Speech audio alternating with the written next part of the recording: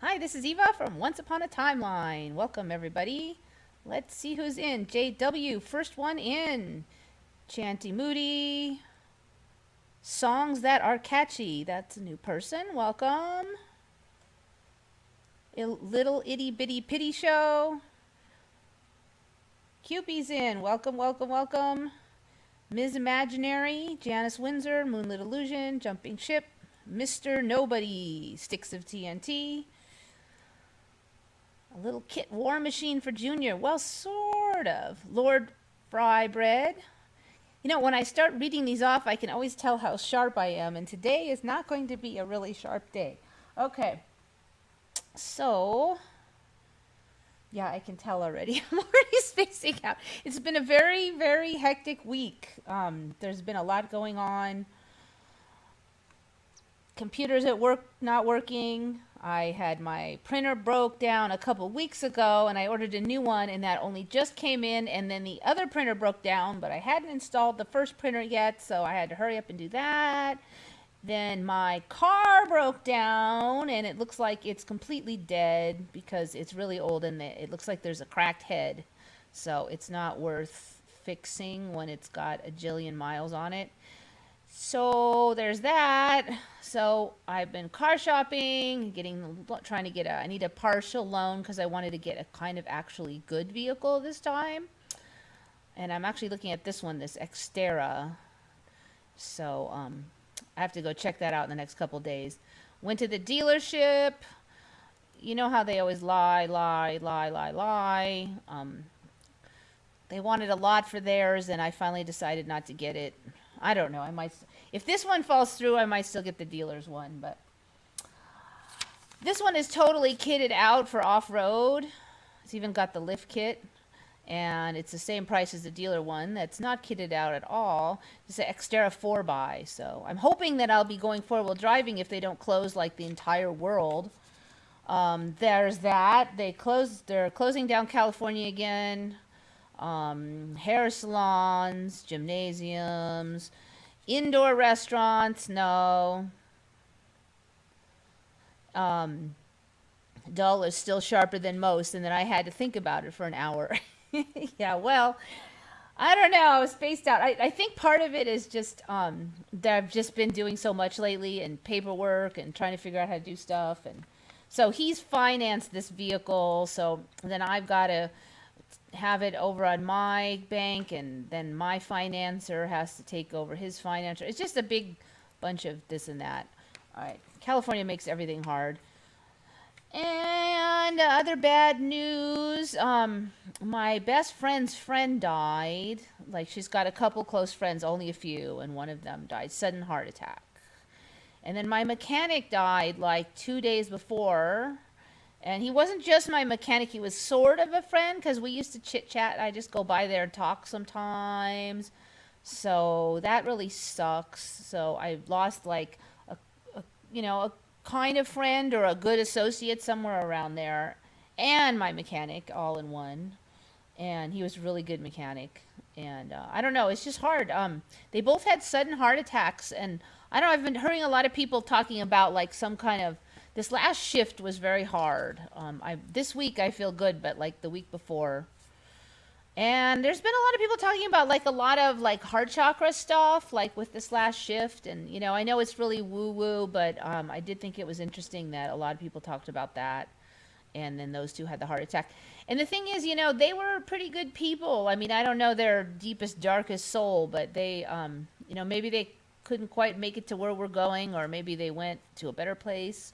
But they weren't like, a lot of people that I know that died like last year, they were kind of not very good people. So, it's kind of sad to see those two. I thought those two might be coming with to wherever I'm going, but they didn't make it.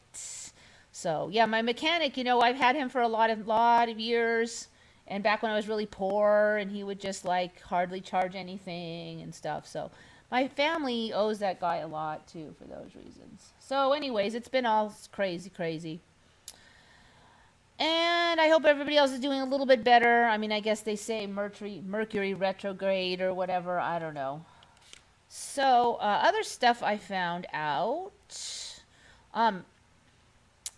a friend of mine, he's just somebody who talks with everybody, and he was talking to this guy who works in security. And you've been kind of hearing how the facial recognition programs can recognize you even though you have a mask. That's been kind of circulating. And I didn't know where it came from, so I wondered if it was just a rumor.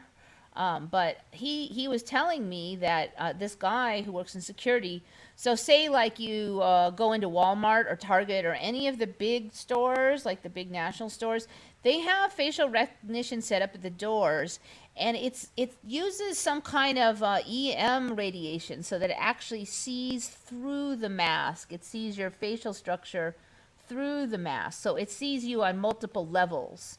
And so, in fact, it can see right through the masks. Now, interestingly, I wasn't able to find an online image of anything like that, but and he didn't have the exact details of what radiation it used, but I did see that online there's like thermal or infrared imaging is fairly commercially available. So it would see you kind of like this, and I guess even if if you have the mask on, it will just see right through it. And so it also has a regular camera, and so it sees your regular photo, and then it sees kind of you back down inside.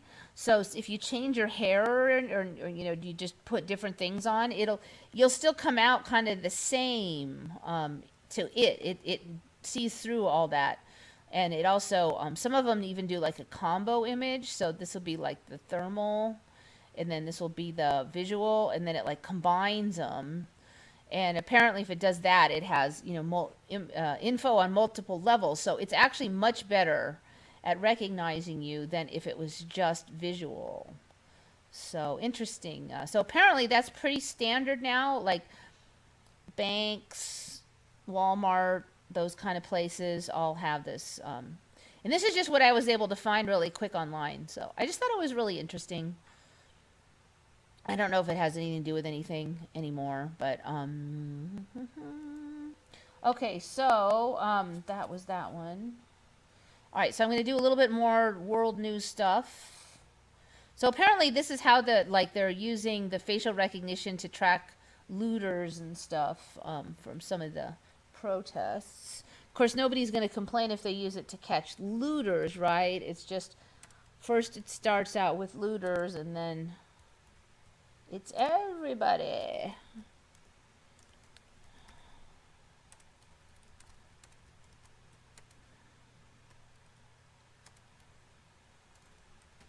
So this is another, now we're going to go to another example of baloney on the media. So apparently they had this guy who said he had the C, this guy, and NBC's been tracking this guy and his like recovery from the big C, and it's been this ongoing saga and blah blah blah. Except for this guy never had the C. He's been tested multiple times, and NBC knew that, and he always tested negative for the C. And then they did an antibody test, and he tested negative for antibodies for the C. So even though they knew that he didn't have it, as far as every test that we have, they had him on day after day updating about his recovery from the C, and they, kind of neglected to mention that he never tested positive. So, NBC contributor who documented harrowing battle with the C never had the virus.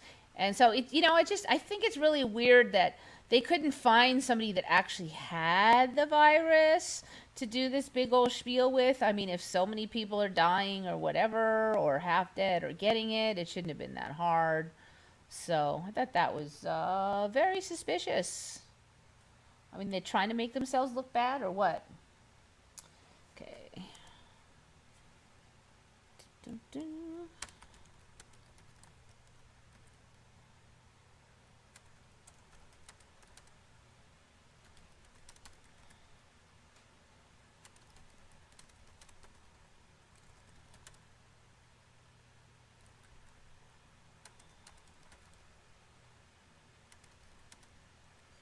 So this one's interesting. Y'all, some of you probably know that I did do a thing on masks a while back, right at the very beginning of the C, where I found some studies that seem to show that masks probably help a little bit. It wasn't like exactly the smoking gun, but there were some positive effects. So I want to say it's kind of in the middle of the Republicans and the Democrats, because the Democrats are like, must wear masks, we'll all die if you don't. And then the Republicans tend to be like, masks are totally useless, they do nothing, and they'll kill you. And so my video is sort of in the middle because it showed some weak evidence that the masks help some, but it wasn't exactly cut and dried. So I looked pretty hard back then a number of times, and I never saw this study. So I don't know if I just missed it or if it wasn't there.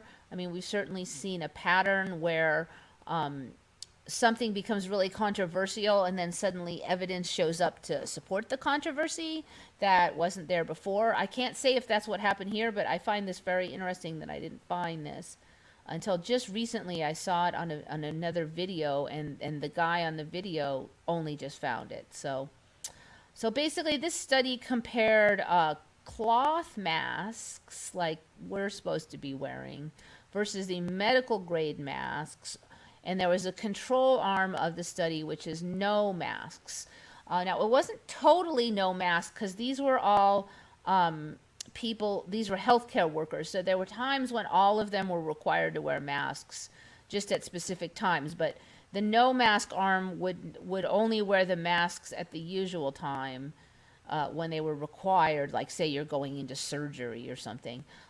And then the other two arms of the trial would wear their masks all the rest of the time as well, whatever arm they were put in. So what was interesting was that they actually found that the cloth mask branch of the study got sick the most. They had the most illnesses. It was statistically significant.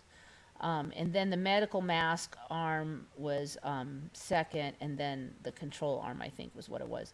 Actually, I didn't read the rest of it. I just remember the cloth masks were the worst. So that, obviously flies completely in the face of the current media canon that cloth masks or we'll all die if we don't use them. So yeah, interesting. Like I said, I didn't find this at all. There's been a lot of effort to find something like this for a couple months, and suddenly there it is, boom. And let's see, this was supposed to be from 2015, and yeah, I'm really interested how this kind of got missed all these months. So anyway, so now there is evidence that masks are worse, cloth masks are worse than useless.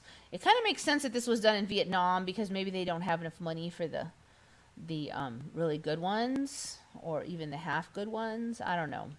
Still, see, normally they just wouldn't really study cloth masks because they don't use that in hospitals typically. So why even study it if it's never recommended? And they couldn't even really find really strong evidence for the surgical mask. In fact, there are even articles now calling into question the use of surgical masks in surgery. Even like are they really doing any good? And they're old studies too. So there was some argument like, well, we don't really know if they really work, and that wasn't there when I looked, months ago either. So is again, I kind of see this pattern, like first there's a big controversy, and then whatever the mainstream media side takes, a whole bunch of data shows up for the opposite side. Because I don't like wearing the mask, and I do think that the whole C thing is way overblown, but I really didn't have a huge pony in the race on that, like whether they were more harm than good or more good than harm, just like in a hospital setting, or if there really was a virus that I really was worried about whether it'd be worth wearing it or not. So this is interesting. Maybe the timeline has shifted. I don't know. So maybe they are going to kill you in this timeline. I don't know. I got to tell you, it gets so confusing because I will look stuff up, and then like 2 weeks later, the story shifts. And so, so there's been a couple times when I said, the CDC said blah, blah, blah. And I said it for months. And then one day I look and that it's not, they didn't say that anymore. It's a little different now. So, makes you crazy. All right. So that's the current story. Cloth masks in this one study were the sickest branch. And there's a bunch of evidence. Well, there's a bunch of, not a bunch, but there's a couple of articles, even from the past, before to the year 2020, questioning the use of masks. So it kind of points to me like we're moving towards maybe this like germ theory is not accurate kind of a timeline.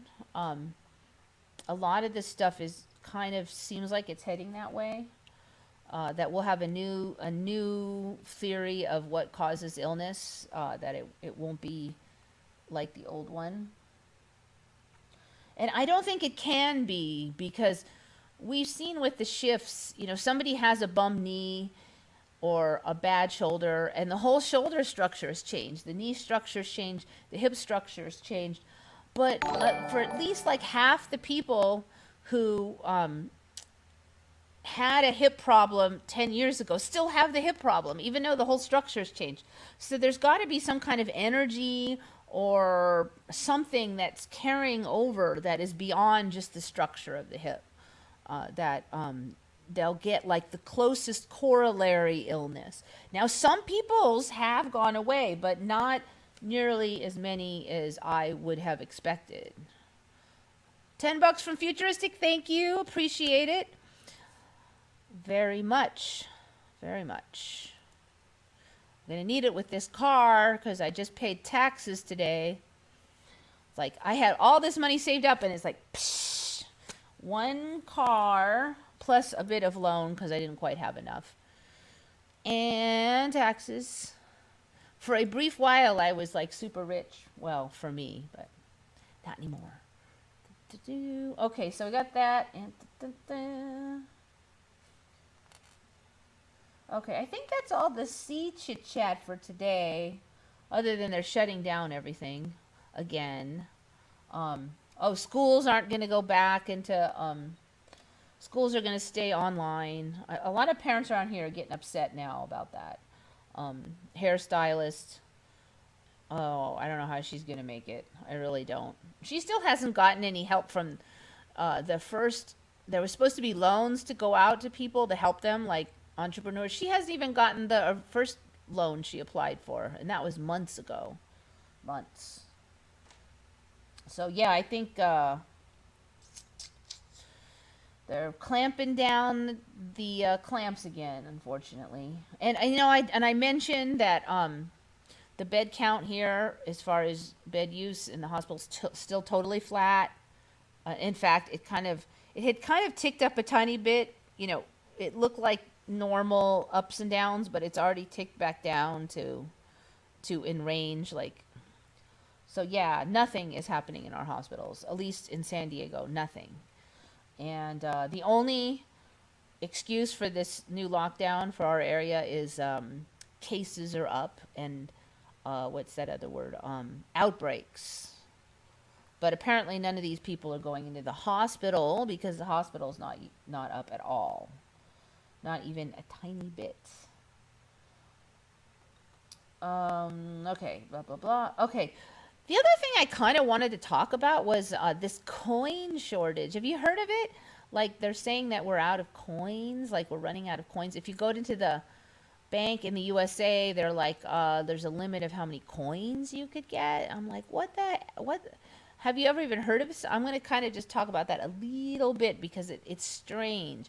So a lot of people are getting paranoid, like they're trying to get rid of like money.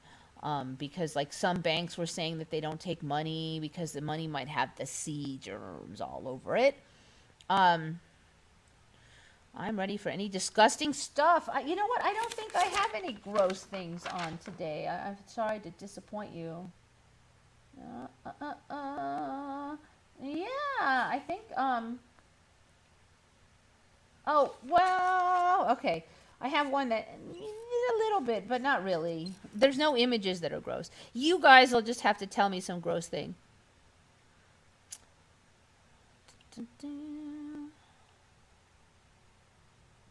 So many people died this week. Were they like good, like, I want to say, pretty cool people? It just seems like this round was a different batch of people. So, people that people that I wish that I really care about them leaving. I mean, I don't want to say that because I don't know. Sometimes family members, they're not the best people, but they are family, and you still don't want them to die. So, but once I get all over that and years pass, I can realize that they weren't. I can look objectively and say, look, they weren't the best people in the world. But these two that went, they were pretty smart people, pretty cool people. So it's extra painful. Tinfoil mask type. It might be. I don't know. Does that block thermal? That's funny. I like that tinfoil mask. Gonna have you're gonna have to be like the tinfoil Antifa.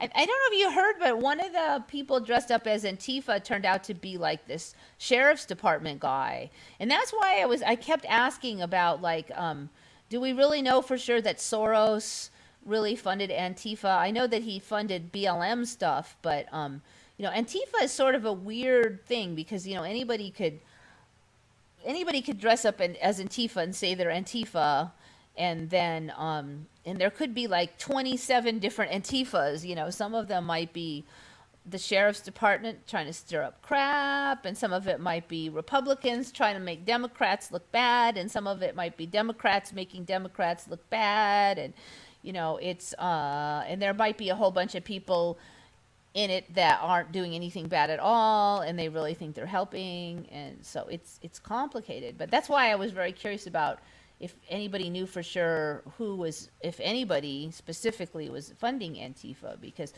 this rumor went around that Soros was funding Antifa, and it was such a strong rumor, but I really couldn't find any evidence for it, and that's why I was wondering if it was maybe a smokescreen and somebody else was behind Antifa, and they just spread this rumor that Soros was doing it. And since so many people hate Soros, and he's had his little scummy fingers in a lot of nasty little pies, everybody just jumped right on that story. Well, of course he did it, because we hate him. So, yep. Okay, so anyway, yeah, you're going to have to wear your tinfoil Antifa masks. I heard this yesterday about the story that done about children born to mothers who had the C and says they have some damages. How on earth can they do a study in such a... Yeah, I know. And none of it's backed by the CDC. And they were saying for a while that the C was causing Kawasaki disease, which is this kind of autoimmune disease. Well, here's the thing. Any nasty illness, virus of any type, may trigger Kawasaki disease because it is known to be triggered by illness. So technically, yes, the C can cause Kawasaki disease, but so can the flu, the mumps, the measles, and a whole, there was nothing special about the C. And they were like, oh, there's 200 cases of Kawasaki disease and blah, blah, blah. And then finally, some of the other scientists came forward and said there's the same number of cases of Kawasaki disease this year as there ever has been. And there's no reason to suspect that the C is any special skill at eliciting Kawasaki disease. It's just, they just throw it out there they're just like throwing it at the wall to see what it can stick. And I agree with you. I mean, how many children have actually been born to mothers that had the C that they could even figure out, I don't know. And a bunch of that other stuff turned out to be bull. The CDC hasn't even... I'm not that I totally trust the CDC, but I'm extra suspicious when there's no real statistics, where's the research study? Where's the methods of tabulating? How do they define damage? Where's the control arm? Let's see the numbers, but you don't see that. I didn't see it with the Kawasaki disease or the COVID toes or the heart attacks or the strokes or any of the other stuff. most of which can be attributed directly to being on a vent and not moving for weeks. There's nothing. So I just would be very skeptical about that.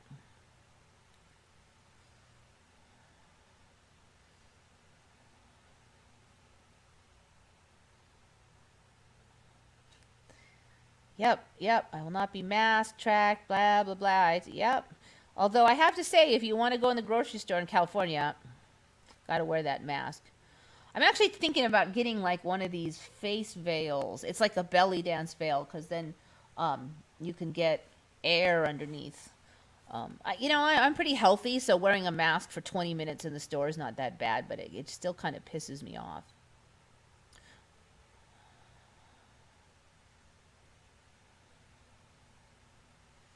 My family, except my husband, are all brainwashed about masks. I can't understand why they can't see. It's like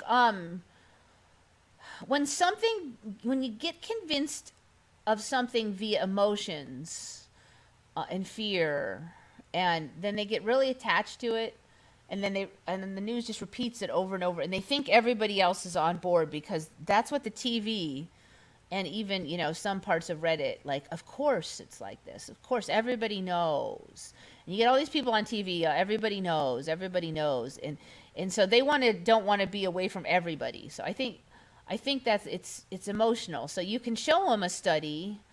Some people who are sitting on the fence will see this study and go, that's interesting, but most people will just be, I mean, I've shown this study to people on Reddit, and they literally, it's like they can't read the study like properly. Like their brain refuses to process the information. Like they'll read this and they won't even understand it properly. And then they'll find like 3 words over here, and they'll clutch onto those and go, see, it says blah blah blah. And I'm like, not if you read English. It's not like English is their second language or something. It's weird. I think it was Quantum of Conscious Channel was like wondering if they're even seeing the same study that I'm seeing. Like, are they on like a different timeline, and we're talking back and forth across the internet, but they're actually looking at a whole different study that has whole different sentences or something, because it's really hard to understand how you could read some of these. This one's not that hard to understand and not get it. The basic premise even. I mean, are they just deliberately reading it wrong because they don't want to admit they're wrong, or they're just literally incapable of comprehending the material? It's like you just want to bang your head on the wall or something. I mean, in the old days, they would at least mount a better attack. They might say, that guy probably works for big pharma, or, that study hasn't been replicated. Someone gave me money. Ooh, who was it? Is it future? Oh, no, it's, yes, it is futuristic again. $5, thank you. Okay, so now they're just sitting there like not able to even read it. They can't even come up with a good argument against. So it's weird. I don't know. Not even enough to move the goalposts. Like it used to be, well, that's just one study, show me another one, and then I'd show them another one and they go, well, how do you know? It's gotten bad. Even their debunking sucks, I guess it's bad. Okay, so okay, so this coin shortage thing. Let's get back to the story here. The coin shortage. I think I was reading you guys. Plausible deniability. Yeah, I don't know. They don't even have that much.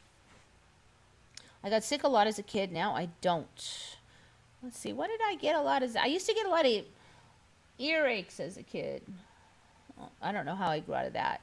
I didn't get like sick. I just got like under the weather sick. Like my ear hurt, but I wouldn't stop playing, that kind of sick. I love that you're getting into social engineering stuff now, Eva. I think Emmys and social engineering are deeply connected.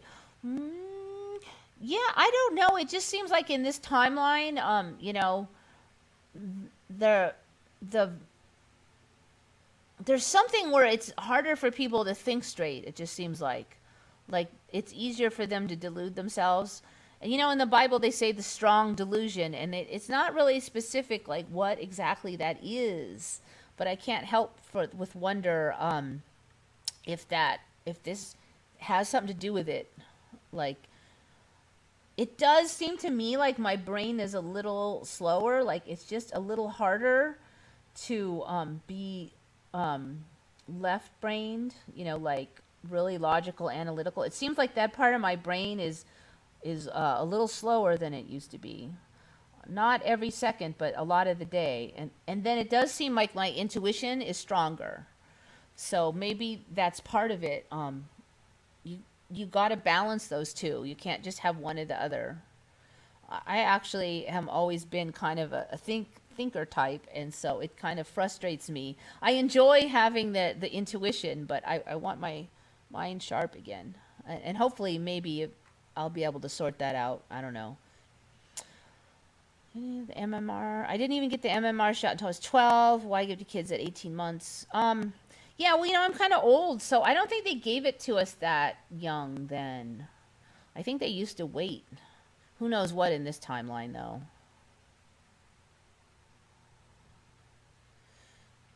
When I was a kid, I had mumps, measles, and chicken pox in succession. Hit hard with an ugly stick. Yeah, I guess so.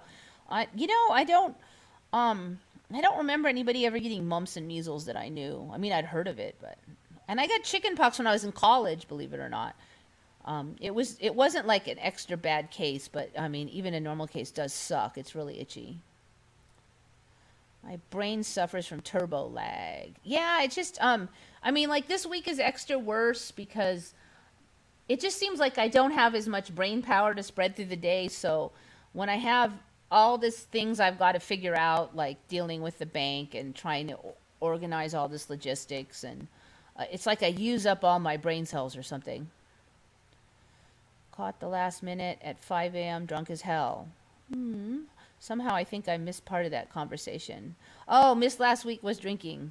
Yeah, don't drink too much. You might, probably don't want to go too overboard. My sister had scarlet fever. I don't know a ton about that. Isn't that from like a bad reaction to strep? Wasn't that what it was? Or does that? No, that's rheumatic fever. Rheumatic fever. Yeah, I don't know much about scarlet. Mumps makes your head look like a watermelon? Geek. Yep, don't know much about that one. Cat scratch fever? See, that one is kind of, I almost wonder if that's like a really early Mandela for me, because I'd never heard of it, and I had cats, through my life, and that showed up, 10 years ago? And first they said just pregnant women had to worry about it, but now they're talking about it sitting in your brain and changing your behavior and all this weird stuff that cat scratch fever is supposed to do now.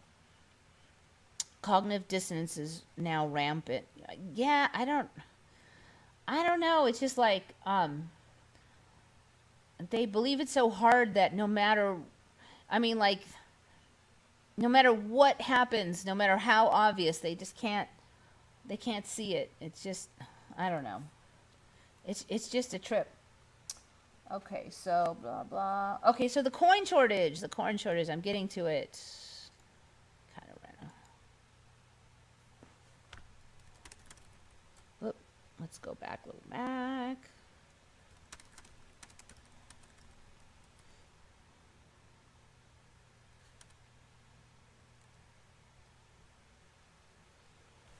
Let's see what. Looks like I didn't save an article for this, but.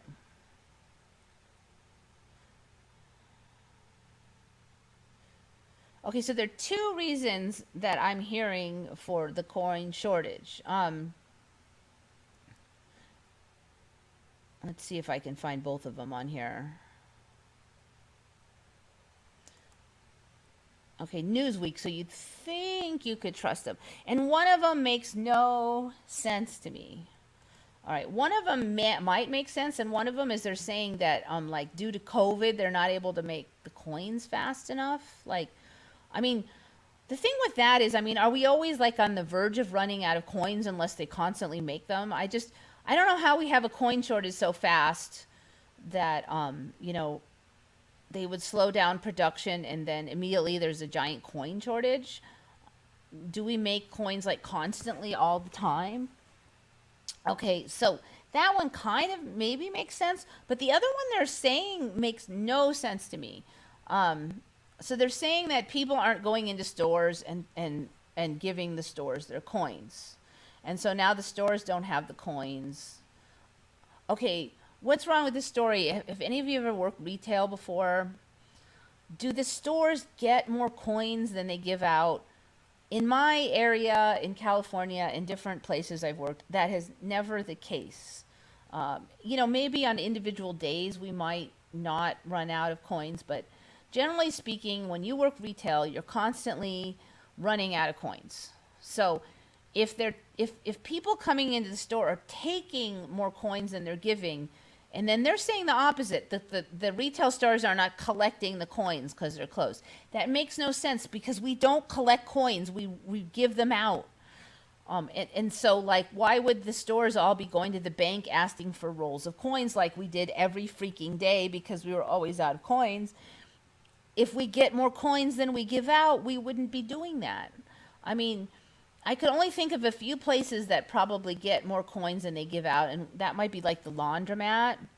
Well, laundromats weren't closed, and I'm pretty sure that people were still doing their laundry during the sea. So they were probably still getting their coins. The only other places may be casinos, but most casinos have gone to the token system anyway. They're not doing coins. As businesses began to reopen, orders from the depositories have begun to increase, causing the Federal Reserve coin inventory to reduce. So now they're saying like both ways. They're saying that they're not collecting enough coins, and then when they're not giving out enough coins, and then when they need more coins, they can't get them. It doesn't make any sense.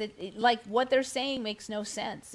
It's usually people with a pile of coins at home. I don't know. So I don't know. I don't get what this coin shortage is. So of course the paranoid are all wondering if it's a case of them just trying to get you used to not using money. So keep using your money. There's just something fishy about that whole coin shortage thing.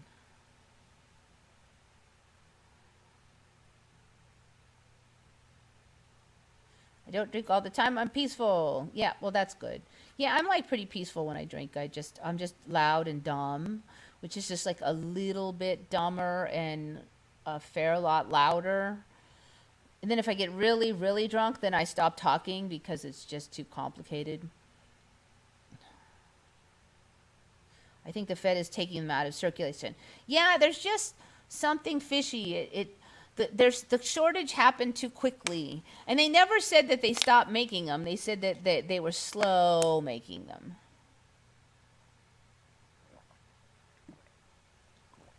Their stories don't make sense. That they're saying because the store's closed. It does not make sense. Coin hoarders. I mean, no more than usual.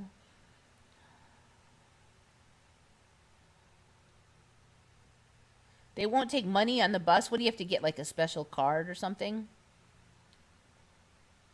Money is constantly taken out of circulation as a matter of course, especially old paper money. There's no old paper money shortage, and those are the first to run out. And like I said, they didn't say that they stopped making the coins. They just said that it was slow. But the primary reason they said they ran out is because stores are closed. I don't get how stores being closed are going to cause the world to run out of money. I just don't see it. Especially because they're specifically saying that stores aren't collecting the coins and putting them back into circulation. And that's not how it works, because stores actually run out of coins. They don't collect them.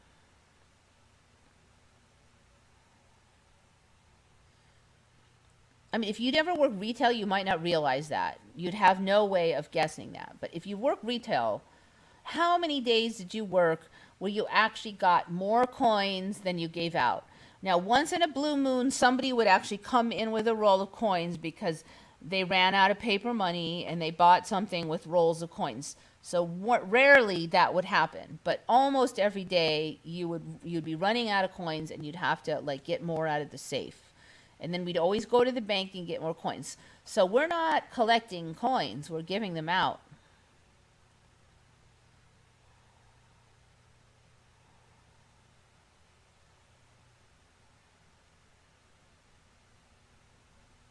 19 Robin Hood graves in Maid Marian's castle exist. Huh. Yeah, all the old stories are all based on reality or true now. It's interesting.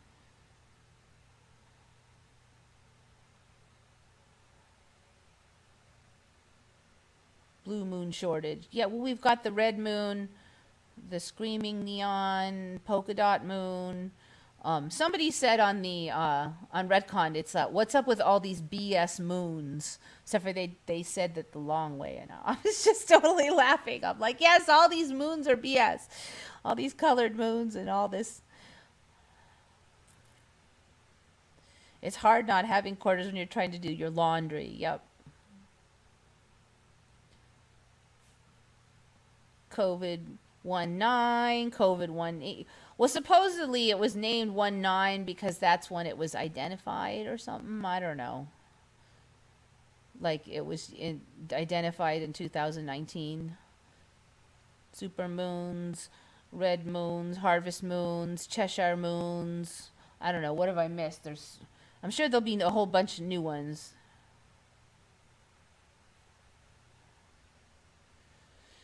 In Canada, they get rid of the penny for a couple years now. We have $1, $2 coins, loonies and toonies. We tried the $1 coin here several times, and it just never takes off for whatever reason.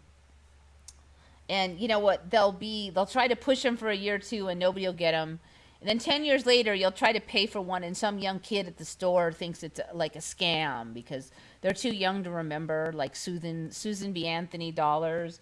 You try to give some 18-year-old a Susan B. Anthony dollar, and they flip out because they never heard of it before.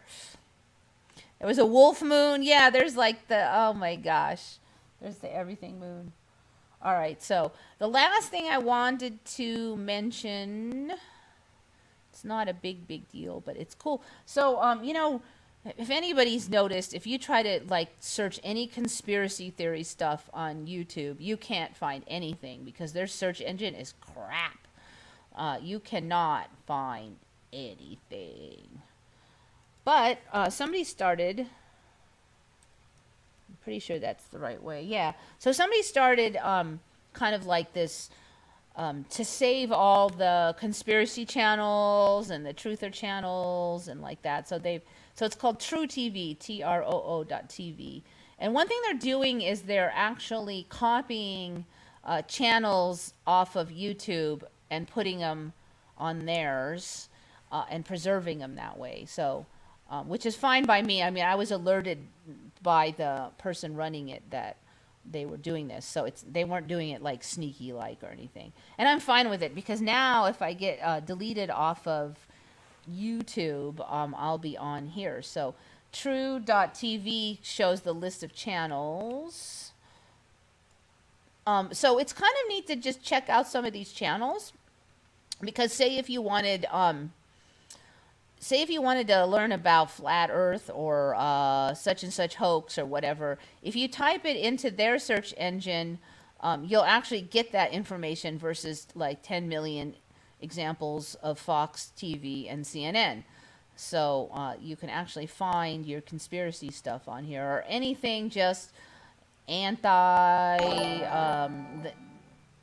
Bill Gates or anything like that. So somewhere on here.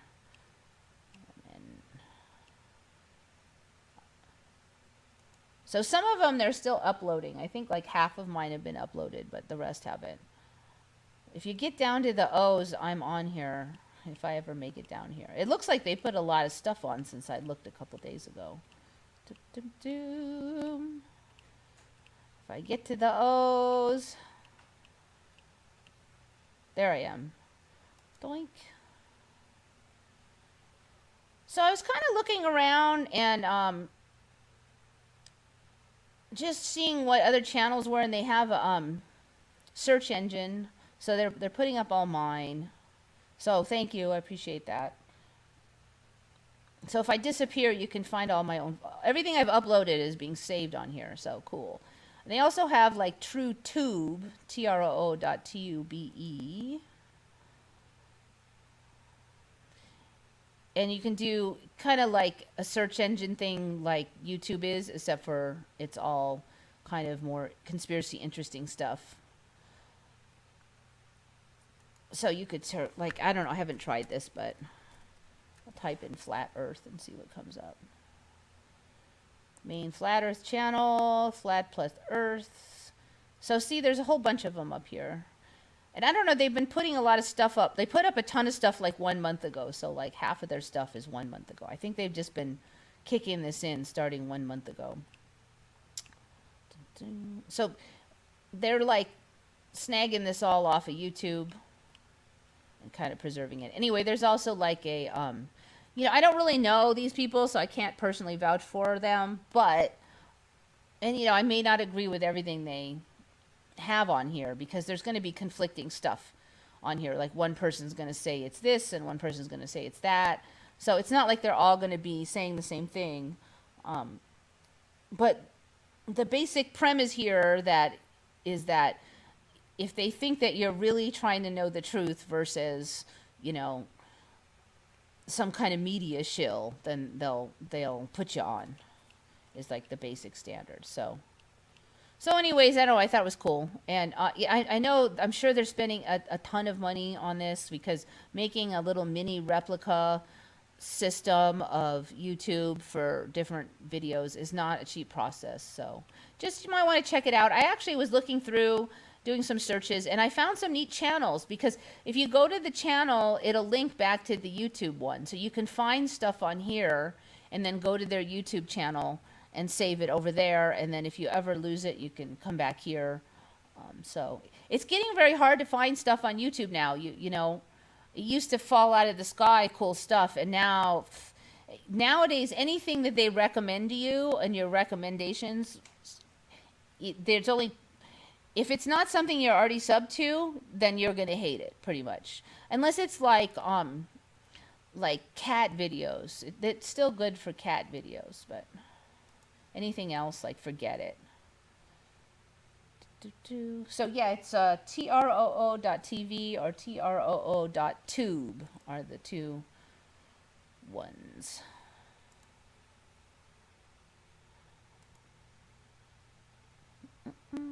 Where are we? Live streaming. Here we are. Error, not receiving video. What's new? Rainbow moon. It'll come, I'm sure. Honeymoon. Be yellow. Yeah, I'm waiting to see if we get any more colors. Pink is a good guess because pink is close to red, so it tries to do it bit by bit. Gary Rich gave me 4, I'm pretty sure that's pounds. Thank you very much. It's a lot like dollars as far as value.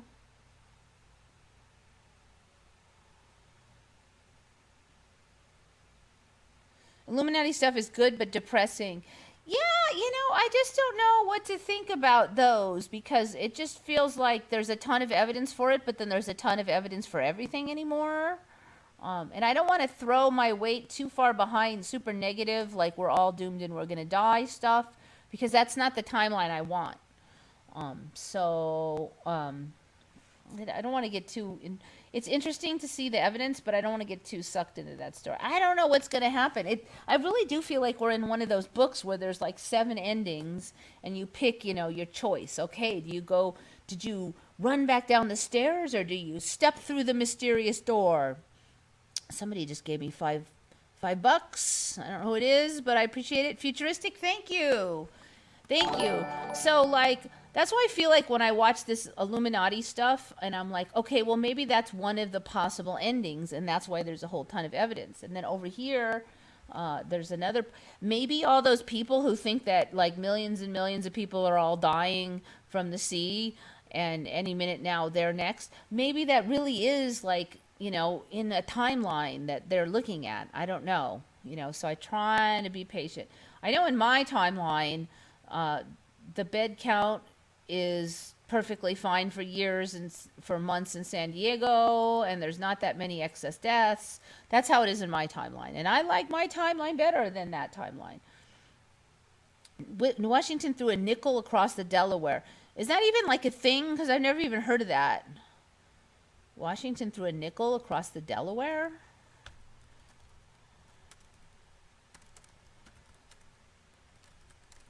Or is it a joke? Because I've never heard of it.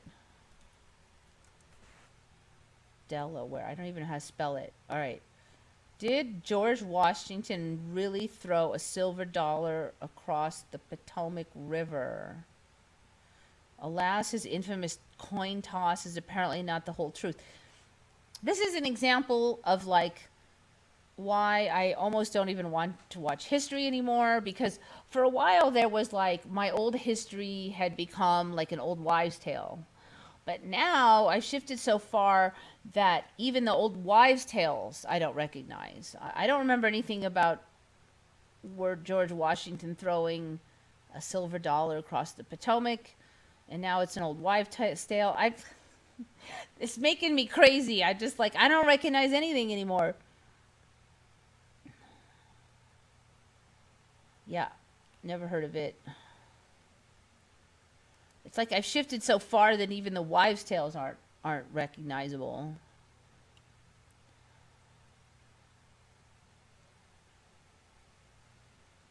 It was Crow 777 for me. It's not Crow 777 anymore? What is it? Is there two R's? Wait. Which one is the right one?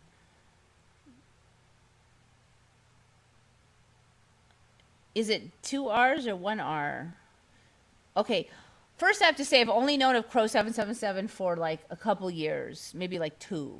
So if it switched before that, I wouldn't know. And there were a lot of Mandelas before that. So, all right, that was yeah, okay.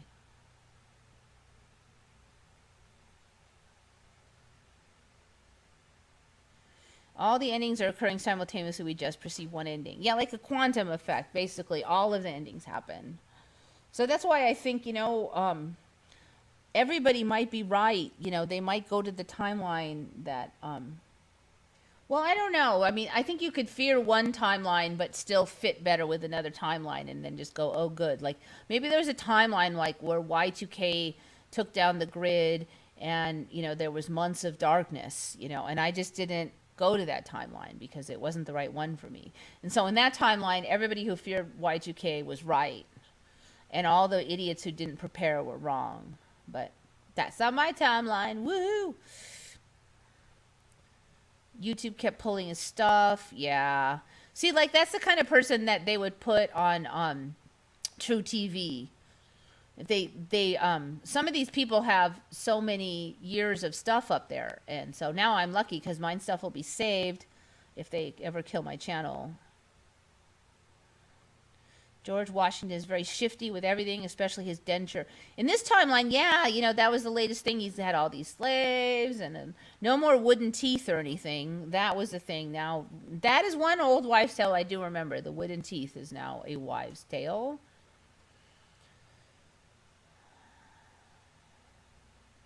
There's some new mythology for me. Yeah, there's a whole bunch of new gods in the Egyptian pantheon. There's been a lot of changes to that Shiva Shakti story for me, a lot. So CRROW777 is really the name now?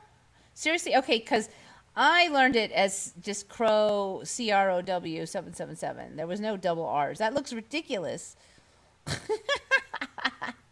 That's so funny. I've never seen that before.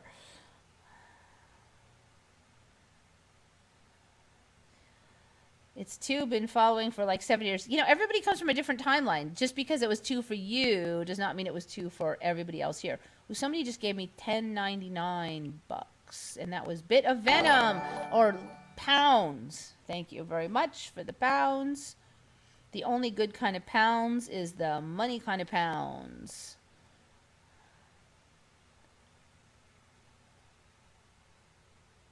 I thought he planted it with the cherry tree and then had to cut it down to get it back.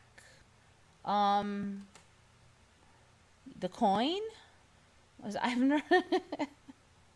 I believe Washington really threw that nickel. Just my 5 cents. I don't know, you guys. I'm like, whoosh. I don't know anything about any nickels.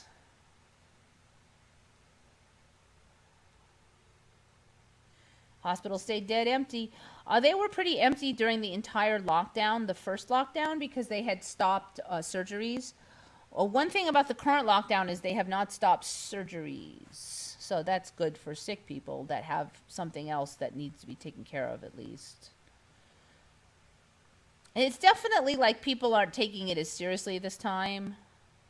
I'm not getting nearly as much, I don't know, adherence. Like the first lockdown, the streets were really empty, but now it looks fairly normal out there.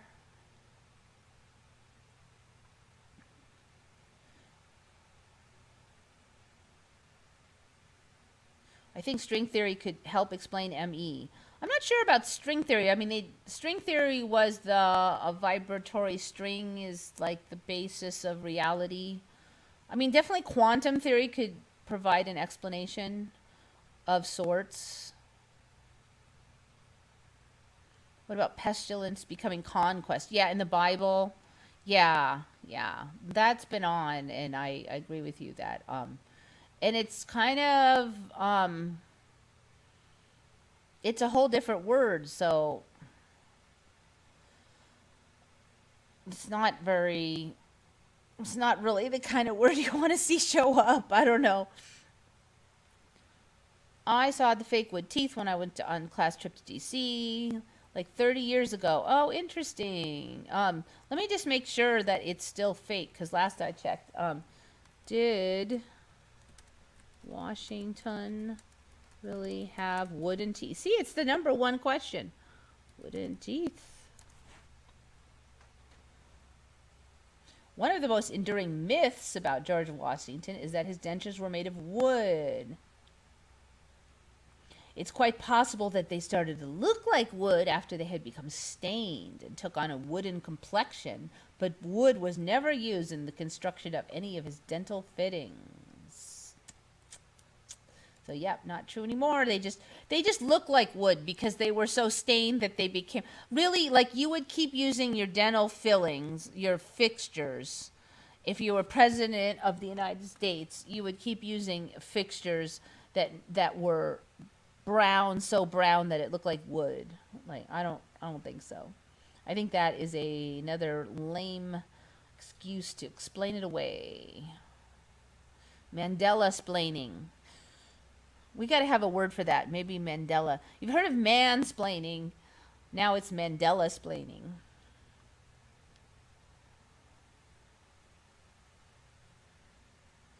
Okay, so his materials were ivory, gold, lead, oh yay, and other human teeth. Wood was never used in Washington's dentures, nor was it commonly employed by dentists in his era. Yeah. No more Mandela-splaining. I think I like that term. I think I'm stealing it.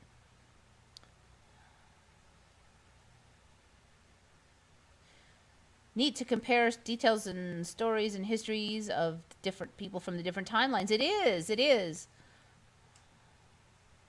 So Glowing's me saw the fake wood teeth.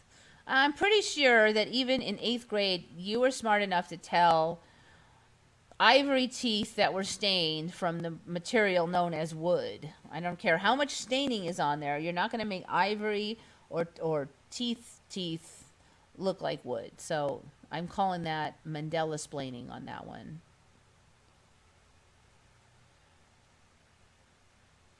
Isn't that euros? Yeah. It's, I don't know, I would say dollars. Euros are kind of close to dollars, I think, in value. For a while, they were worth more. Like 10 euros was like 12 bucks. That was a number of years ago. At least in my timeline. I can't even say for sure now. Because every now and then I want to buy something from UK. Like UK has the best like wool mittens and wool hats and really nice coats made out of like actual waterproof material, but yet still looks stylish. Like in California, if you want to be like warm, your only choice is like these puffy jackets, like puffy ski jackets. They're not very stylish. But if you can get some really neat stylish stuff from the UK that's still warm and waterproof. And when they say like California, almost everything is water resistant. And so then I don't know why. I guess because we don't get that much rain, they don't feel like they have to actually waterproof any of the clothes. So it does. It kind of soaks in, and if it rains enough, it just soaks through. It's just like slow soaking. That's water resistant.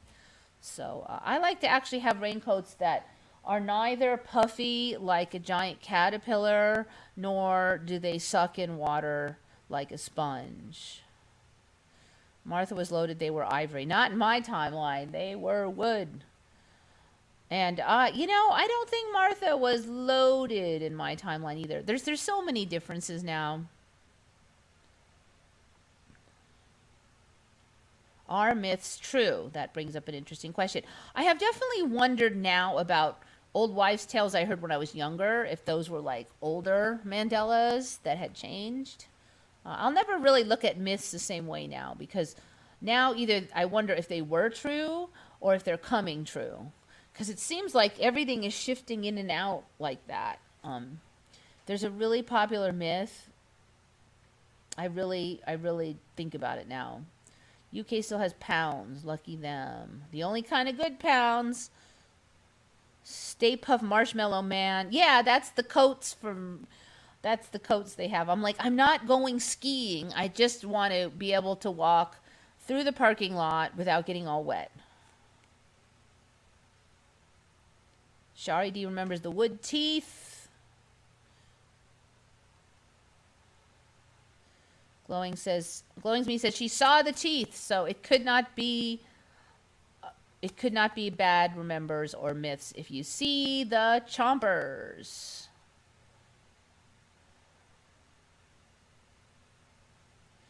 Some claim it was Washington's love of wine that stained the ivory teeth to look like wood. Well, wouldn't it just be reddish then? Would it be like burgundy colored? I mean, if you get wine stains on your white carpet, it is not wood colored. It's like, no. If he was a coffee addict, you could almost fall for it. But nope, I'm not falling for that mansplaining. The Dark Wolf. Is Dark Wolf in? Hey, what's up, dude? Oh, yo, you talking about the Kraken. Okay. Like, they're talking about bigger and bigger and bigger squid. Every couple months, there's a bigger squid. So we may get a Kraken. I'm starting to see some of the sea creatures kind of like flop like an arm over a boat and stuff. So we might get something like that. Kraken-esh. With all the mud flood stuff, myths certainly take on a different hue. Yeah. I'm really wondering if it's going to become like the truth, the mud flood thing. I don't know. I'm not taking anything off the table. If we really shift enough, that world may be flat. There may be 1,000 years missing in time. I don't know. It kind of sounds like a fun timeline, maybe, that you can have 1,000 years of really good times, but like, some evil entity hid it all because they didn't want us to know how good it was for 1,000 years. We kick out the evil influence and we get our next 1,000 years. It's not a bad storyline, Try to look forward to the good storylines. He had to check in at a hospital and turned out his name was Daniel Boone, so the paper said Robin Hood shoots Daniel Boone. Okay, you lost me on there. I still don't know the status of King Arthur myth or truth or some weird mixture. Last I heard, like, the King Arthur myth was somewhat true. I saw a rainbow yesterday, and it was the lowest rainbow I've ever seen. At that point on the highway, I was actually over the rainbow. Yeah, they used to just have, like, one arch shape, but now they're like this, or... sometimes they're upside down. They have the horizon rainbows. There's all kind of stuff now. There's no real pattern to it anymore. along with the commonality of the rewriting of history throughout the times. So, to me that really smells like Mandela splaining, though. This whole the history was always like that, but it was, hidden.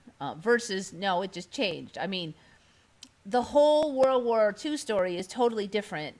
And we agree that that wasn't just hidden because, Berlin's in a different space now, and the wall is still, the old wall remnants are all different. So we accept that as being just a change, like a Mandela change. But then when other stuff comes up, I'm there's the whole story now that this was just hidden, all this hidden underground, rewritten by the victors. I still think that most of that is Mandela. I just think that that's another Mandela splaining, this rewriting of history thing. The reason you never knew about it is because it was rewritten by the victors. How come we never heard about mud flood until YouTube? I didn't hear about mud flood until like a year ago. And I was on YouTube for a heck of a lot longer, and the internet a heck of a lot longer than a year or two. So what I want to say is, how come I never heard about the mud flood until a year or two? And you look back now, and the mud flood stuff started before I remember it starting. It's going backwards in time, the same. Like, even like when the Mandela effect was coined, that's gone backwards in time. I remembered it being 2012, and now it's 2009. Because in my memory, it happened 2 years before the Mandela kind of got real popular was when it was done. So, ooh, I've made a lot of money today because somebody just gave me $20. 20. The Darkle's Den. Wow. I hope you're making a lot of money if you're giving it all to me, because you better keep some for yourself. Keep up the great work. Ezekiel's wheel within the wheel no longer comes out of the sky. It only mentioned one next to the creatures now. Wait, wasn't there, I know there was a thing in the Bible where there was a wheel within a wheel, and yeah, it was in the sky, and it was some kind of a, like, chariots thing that was described. Somebody comes down in it, and it was the wheels within a wheel. Yeah, and somebody even, like, tried to make a replica of it using the descriptions, and it looked like a UFO. So it's not that anymore? All right, let's check that out. Ezekiel's. That's a good find. Ezekiel's wheel within a wheel. It was like, it was a UFO. It was like supposed to be like a UFO. Look they're just showing it on the ground. Wheels within a wheel. Wheels within a wheel. I remembered a wheel within a wheel, not wheels. I don't remember that S on there. I call Mandela. There was no S. There was no wheels within a wheel. That's wrong. Wrong. Dang it, I can't really read that. That really doesn't help either, does it? 4 wheels within a wheel. No, that's not right.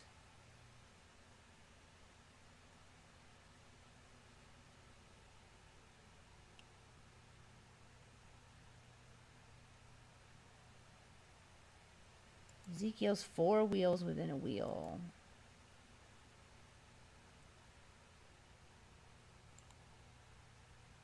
That's the one I just looked at. I'm like spacing out here. Earth to Eva. Ezekiel's wheels. I'm just looking for like a written thing on it.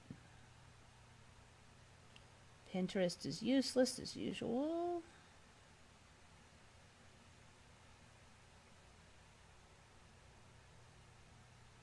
I do recognize something like that.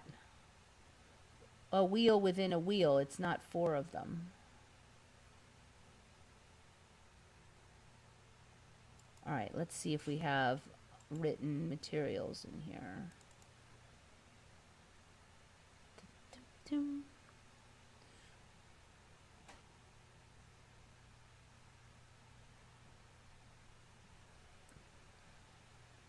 It called it a wheel because it was made like a wheel. The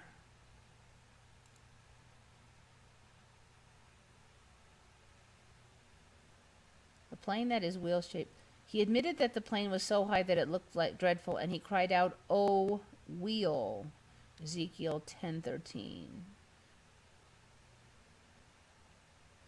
Ezekiel saw great work going on in the wheel and 4 living creatures, and their work was as it were a wheel in the middle of a wheel. And when the living creatures went, the wheels went with them. And when the living creatures were lifted up from the earth, the wheels were lifted up. The power of the lifting up of the 4 creatures was in the wheel. You know, none of this really sounds right to me. The power of the lifting up of the 4. I just remember a big old description of the craft. I don't remember this power of the lifting up of the 4 creatures. I don't, most of this just sounds wrong. The 4.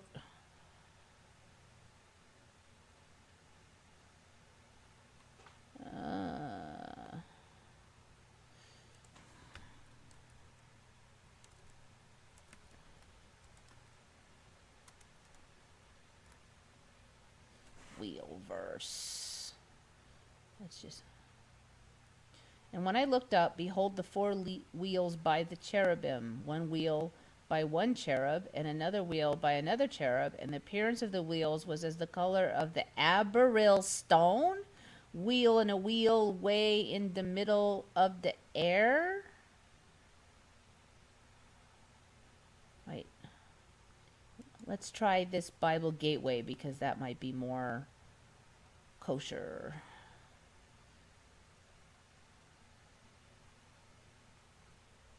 On the 5th day of the 4th moon, the sky opened up, and I saw visions of God.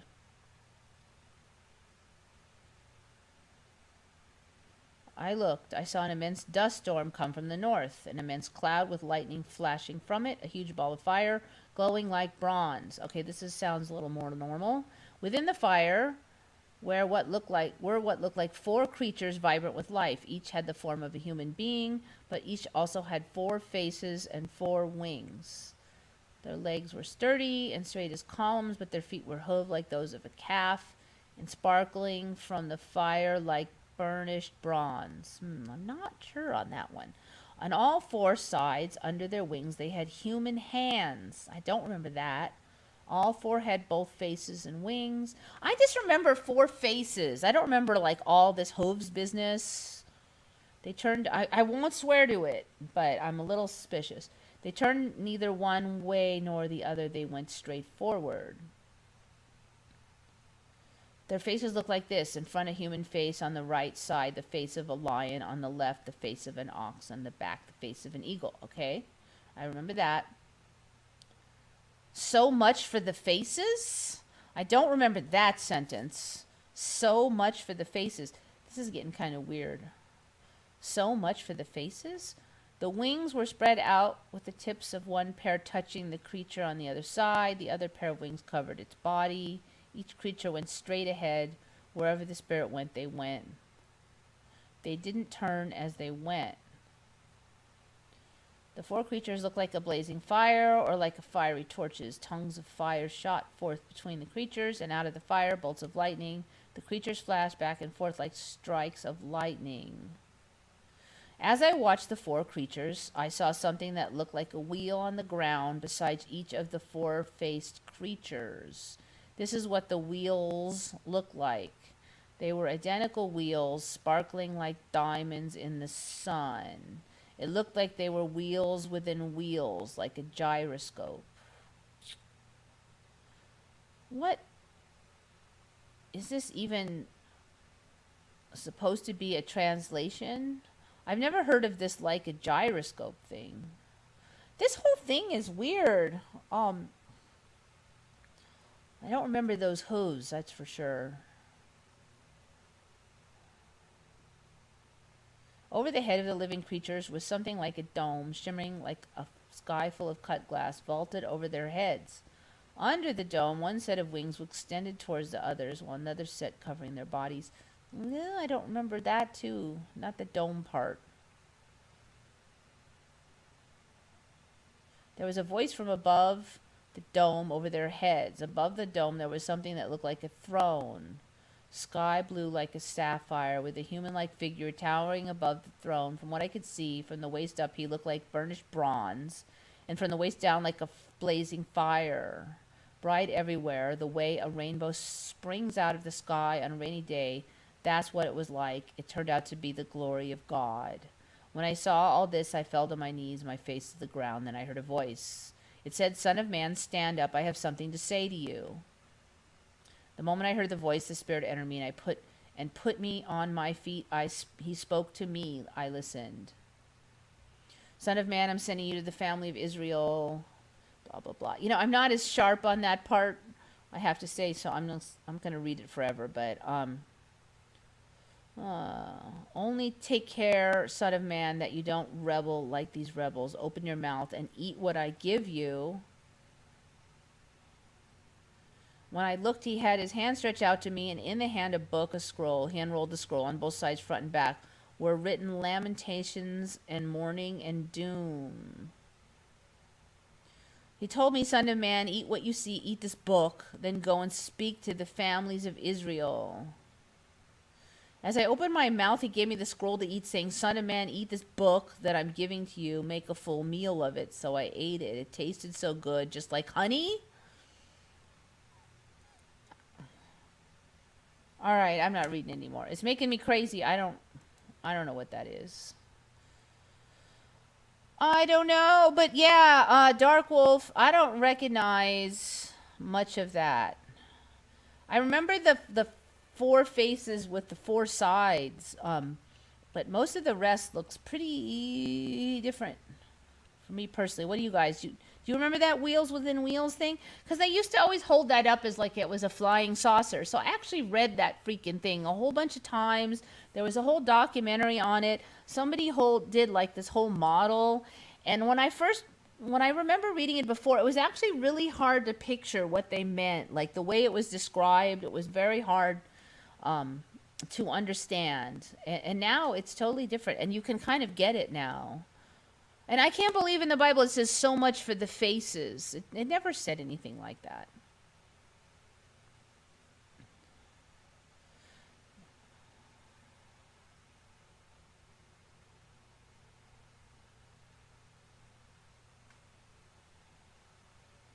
Songs that are catchy. Missed you last week. No problem. Just watch it on the rerun.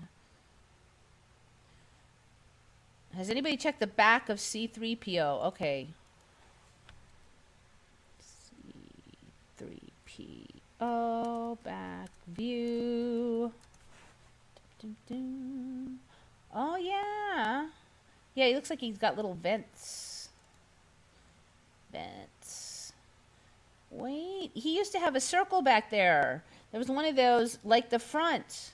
He had one of those circles. He didn't have a backpack. Let me see if I can find a big one. Here.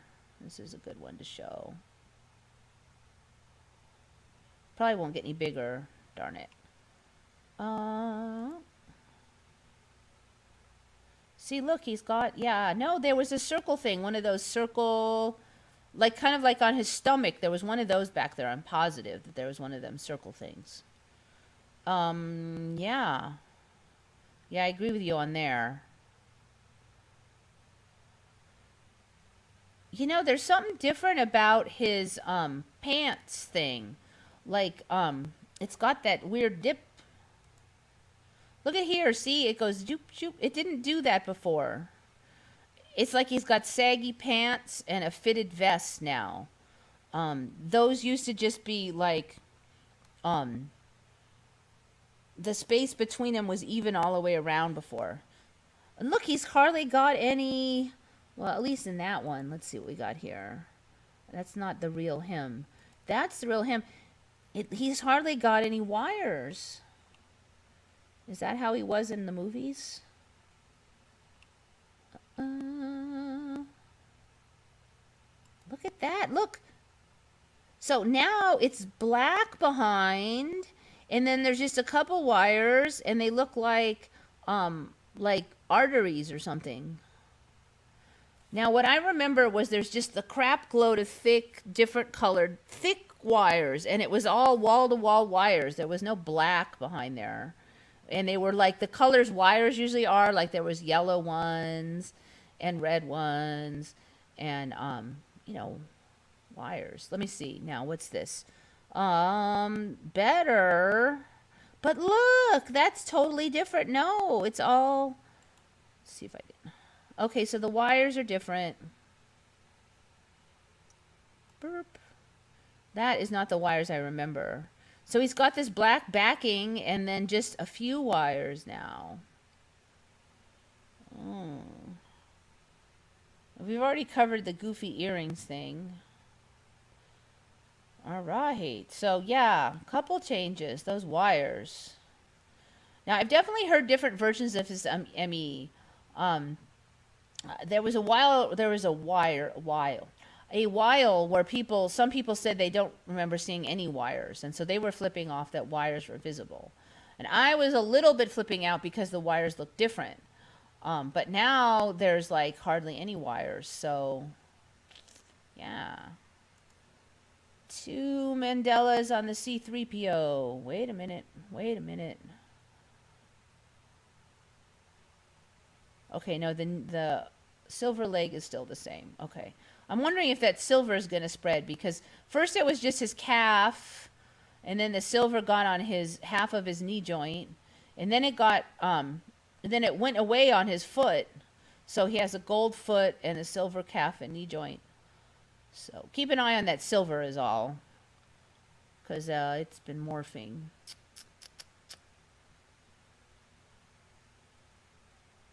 I've covered some of the other changes, like these goofy antennas on his neck. He's got the earrings looking thing. A lot more little doobahs. Little dealy boppers all over. Yeah, you know, this wireless stomach is on everything. I don't see any of the... I can't really tell on that one. That looks like it's still the same with the black background. Yeah. So for me, before it was like these thick wires, a ton of them, not these little tiny... God, these look like little lamp wires or something. Okay, well, anyway, I've beaten that horse.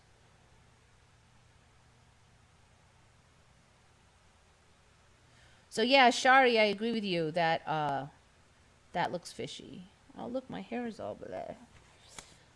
You know, I make it look sort of decent, and then I sit here going like this the whole time, and I'll screw it up. Ignorance is bliss. Okay, so Darkwell's been busy. What you been up to? Ezekiel's wheel. So it's not Ezekiel's wheel anymore. There's one wheel per monster or something, or animal.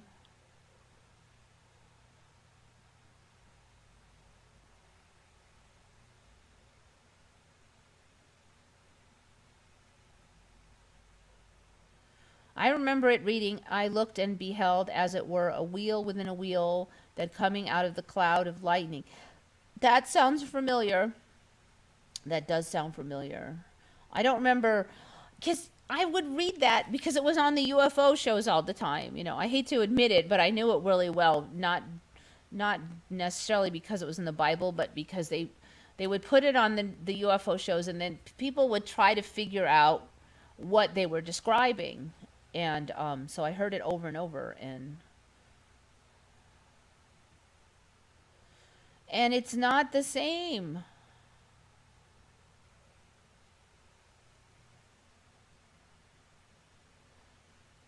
And you know, ironically, that so much for the faces thing is making me crazy. It's so modern sounding. According to Welsh history, there were 2 King Arthurs. The first kicked the Romans out 500 AD, and then his grandson kept the Saxons at bay. I just heard that like 2 weeks ago, and I'm really suspicious about that one too. Isn't that convenient? Not only was there one, now there were 2. It never describes the craft in the sky. Yes, I mean, I totally remember this concept that it was coming down and like kind of floating, and it was a wheel within a wheel. There was only 2 wheels, one within the other. Now there's like 4, And it sounds like they're I don't know. It makes it sound like they're separate now in some of the parts. In San Diego, I was down at the ships. When I headed home, a very bright rainbow appeared, and I pulled over to look at it, and lasted 20 minutes. It slowly moved over my car. See, that's one we were talking about a couple months ago. Used to be you could never find um, the end of a rainbow, but now you actually can get there, because they used to say the pot of gold at the end of the rainbow, but nobody could ever get there, because as you moved, where the rainbow seemed to be would move away from you. But now there's people describing, getting to the end of it. So I never saw a rainbow move across the sky before. Actually, you're right. I don't remember ever seeing that either. It always, and if you move toward it, it seems to recede, but it's still in the same place in front of you. It doesn't move by itself. Yeah, that is interesting. Have you ever heard of square fish before? Square fish. I don't think so. Square fish. So it's some kind of puffer, huh? Yeah, no, I've never seen those. So I think basically this one's been developing. That looks kind of familiar, right? You've seen those. So they've been kind of squaring off, and then finally you see this. Box fish, good fish come in square packages. Yeah, no, I haven't seen square fish before. See, now if you see this one like this, you don't really think it's square, although that mouth is very weird.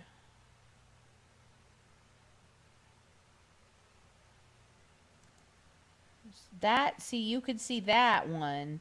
It's like it's gone from this, like a round puffer fish, to being this, which is a square. It's like sneaky Mandelas. And look at that. Bit by bit. Yeah, no, I haven't seen those before. That's cool. I've covered the square starfish. Do I get brownie points for that?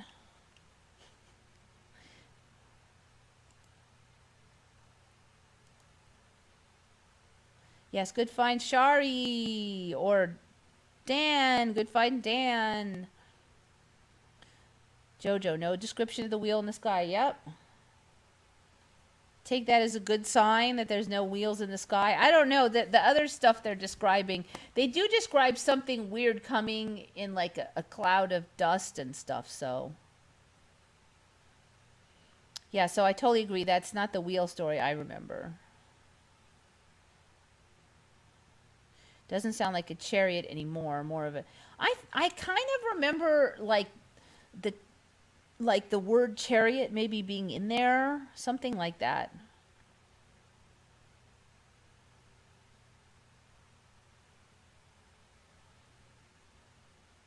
Does anybody cover true crime ME changes? True crime ME changes, like stories of crimes, like the what's that baby?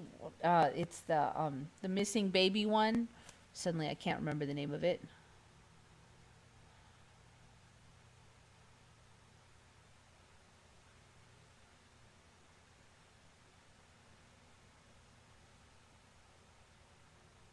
I don't remember Ezekiel having a wheel story in it. Yeah, that was kind of a famous one for years and years for me. That there's some stuff in the Bible sounds like UFOs, and this was like one of their big favorites. Yeah, see, Dark Wolf remembers it. If you were very much Bible oriented and you were like staying away from the UFO stuff, um, you probably wouldn't have heard a ton about that Ezekiel thing, because when you read it, it's just kind of confusing if you don't think about it too hard. So your brain would probably just go, well, whatever, some kind of chariot thing in the sky. But the UFO people just like were all over that, like just totally trying to figure it out.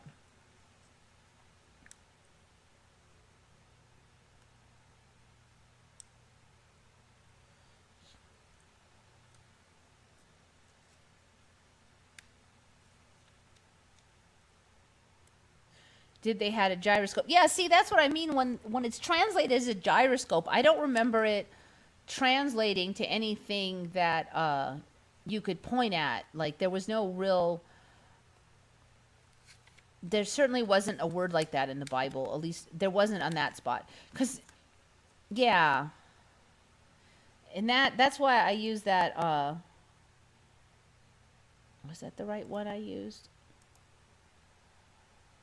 Okay, that's not the one I used. I'd already deleted the one I used. But I used that Bible Hub one so that we know that it's the right, somewhat official translation.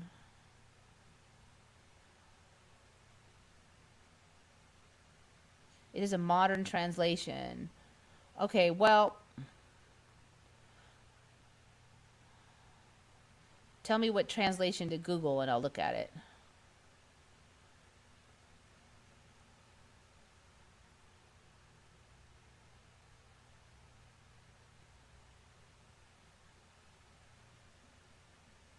Fish sticks are square.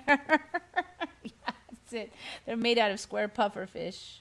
Really long, skinny, baby square puffer fish. Okay, so where are we at here? Blah, blah. You know, I haven't really made it all that far. Okay. At some point, I was supposed to start the Mandela stuff, but I think you guys beat me to it. Okay. Oh, I forgot to bring this down. I wanted to kind of bring up the subject. Do you guys have anything in your house that has sort of upgraded itself? Like you bought it a long time ago and maybe it kind of sucked and then it actually got better?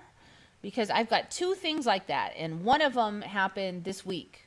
So one of the old ones is that a long time ago, my mom bought these solar exterior lights from like the garage sale or something. They were just little cheesy things. And she put them around the yard and she was all stoked about these. And they really just sucked because they would only really glow for like 15 or 20 minutes after the sun was going down. And, you know, by the time it was dark, they were almost done glowing. So you got very little glow time out of them. But, you know, she liked them and she was all proud of them and they were super cheap. And then I just left them as a, you know, after she passed on, I left them as a memory to her, sort of. I just, you know, they were, you know, good for a few minutes. Well, those suckers now, like every month that goes by, they last longer and longer. So they last for hours after dark now. I get home at midnight, they're still glowing. And we actually even took one and put it in the gate now, because now sometimes it's hard to tell if I've shut the gate, but you can tell where the glowing thing is if I've shut it. So, major magic upgrade on my tacky little solar lights. And even, you know, years ago I'd actually bought like a really good quality one and it lasted a whole hour. So I'm wondering if that would last all night if I still had it now. So that was, yes, my fan, it was a piece of crap. Now it works perfect. Dum da da dum.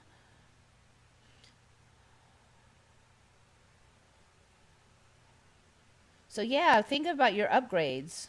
Yeah, you know, it was quite some time ago, so I'm fairly adapted. But it's always hard when you lose your parents. And you know, I'd already lost my dad, so she was the last one. It was hard, definitely. But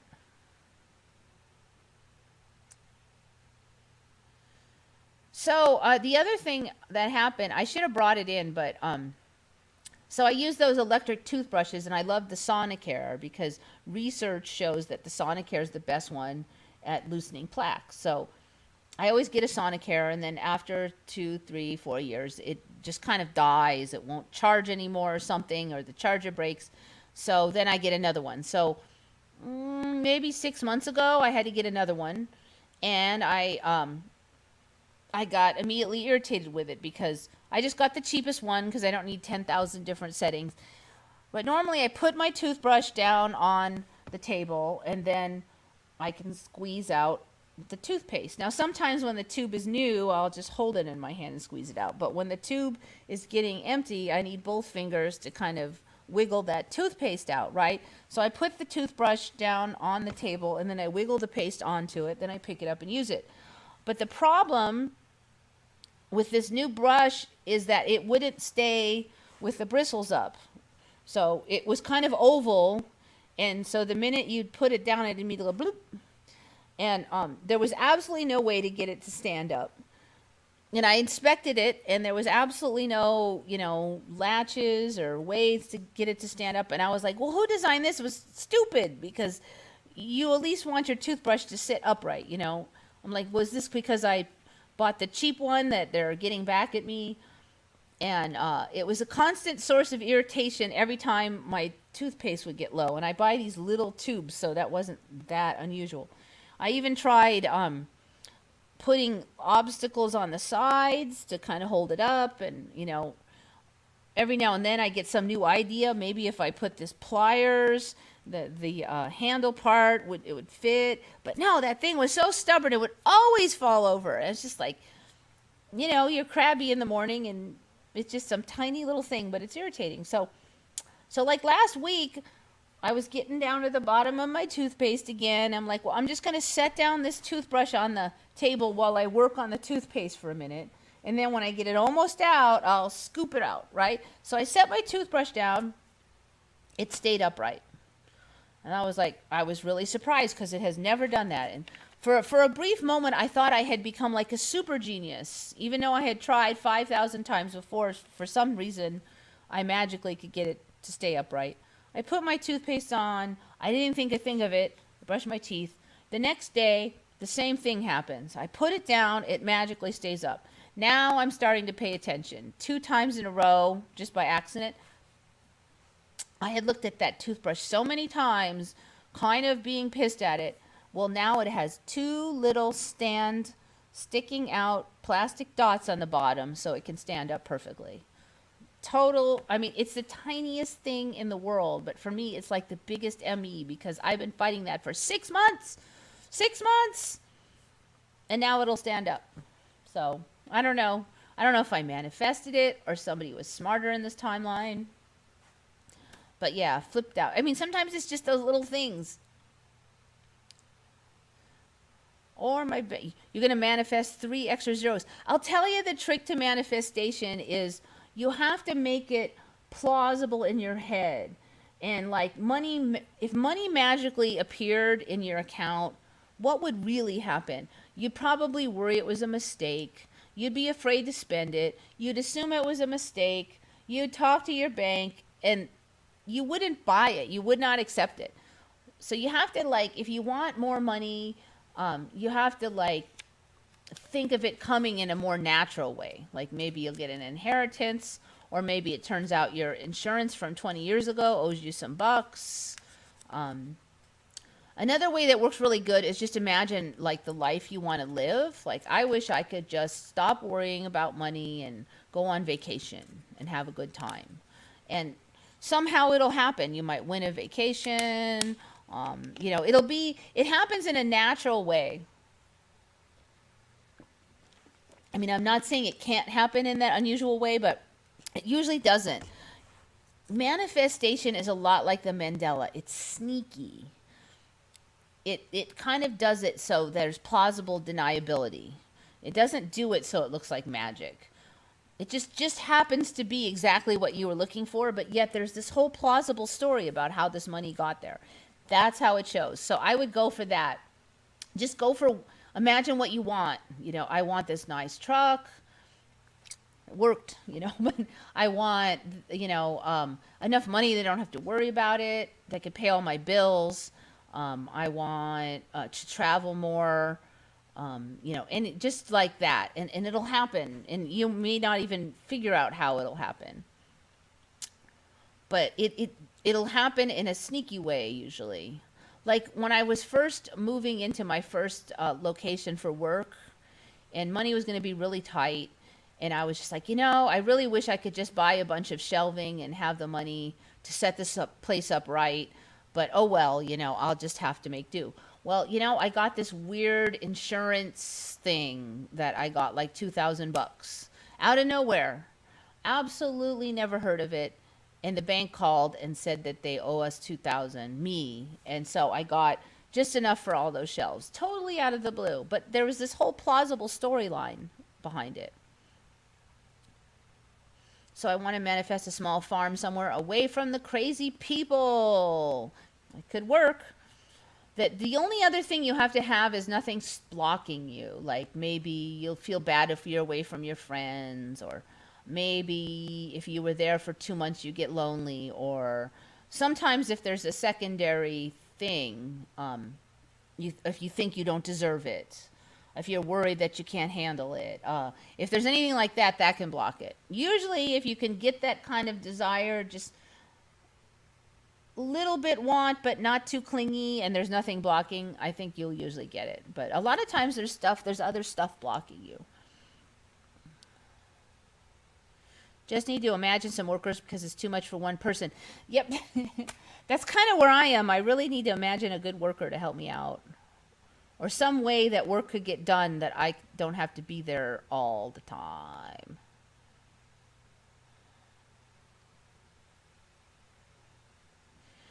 My nightly mantra is I have more than I could ever want or need, over and over. It does help having a mantra, but you gotta it's gotta be something you can believe in. Like if you say that to yourself and then 5 minutes later you go, God, this place is a hellhole. Now you've just kind of undone it all. So it's also what you think all day. It's not just what that mantra was like for those 2 minutes. I want a house again. I'm over being in an apartment. That's probably a better path. Yeah, just just kind of imagine how cool it would be to be in a house again. And how you'd want it to look like, kind of, and just kind of fantasize about it. Don't stress about whether you'll get it or not. Don't fear about that. Just it'll be cool. If you don't get it, no big deal, but it would be cool. It's sort of like a Zen thing, manifestation. You kind of want it, but you can't be too clingy and let too much emotions into it. It'd just be cool. There's other issues, you got to look at all your emotions that have to do with it, and check for any negativity that might be in there. If someone puts $1 million in your hand, close your hands. I don't know.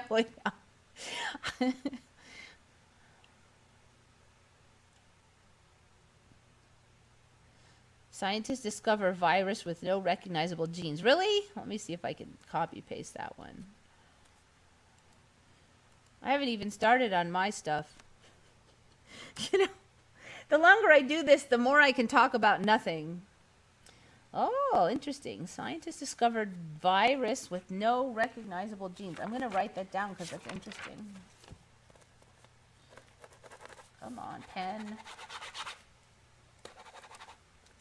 No pen. All right, this pen is dead.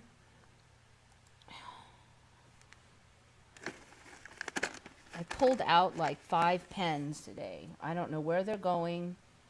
I buy like 30 pens at a time. And somehow, I still don't have any pens. All right, there we go.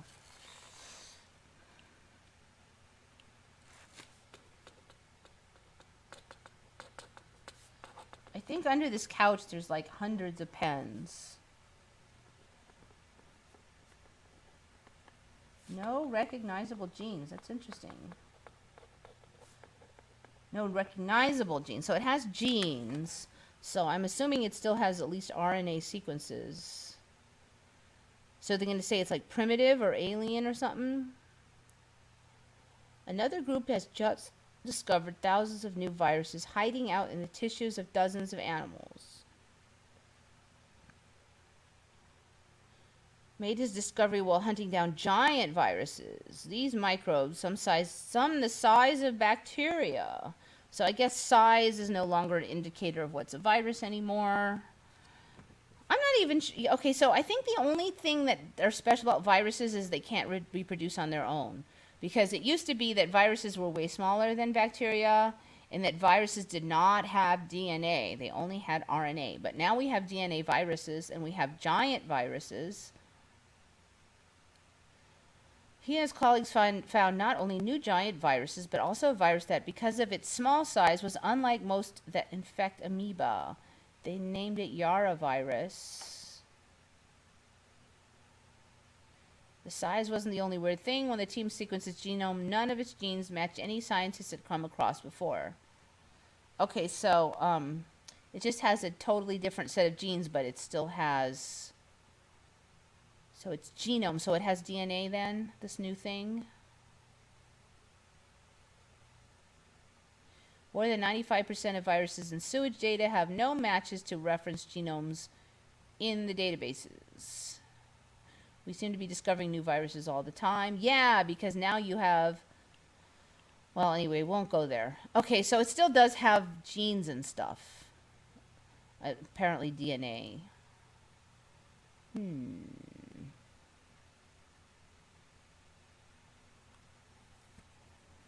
Pen not getting an upgrade and doesn't work longer. Yep, pens have not gotten any better. I really want to manifest a better timeline with less idiots and more awakened people. I think we could get there. Actually, I met this really woke person today getting my car loan. She was very sharp. Too bad she's not my neighbor or something. They go to the sock dimension. Yeah, you know, one time I moved and I had a cat and I found like 100 cat toys under the couch when I pushed it. So I'm just wondering if it's going to be like pens and like, I don't know what else, but...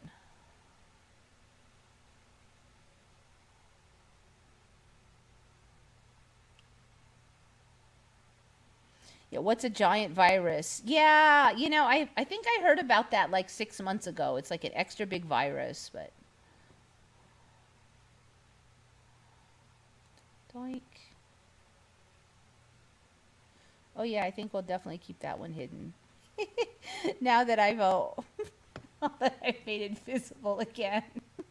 This is why I'm supposed to have a separate computer. Oh well.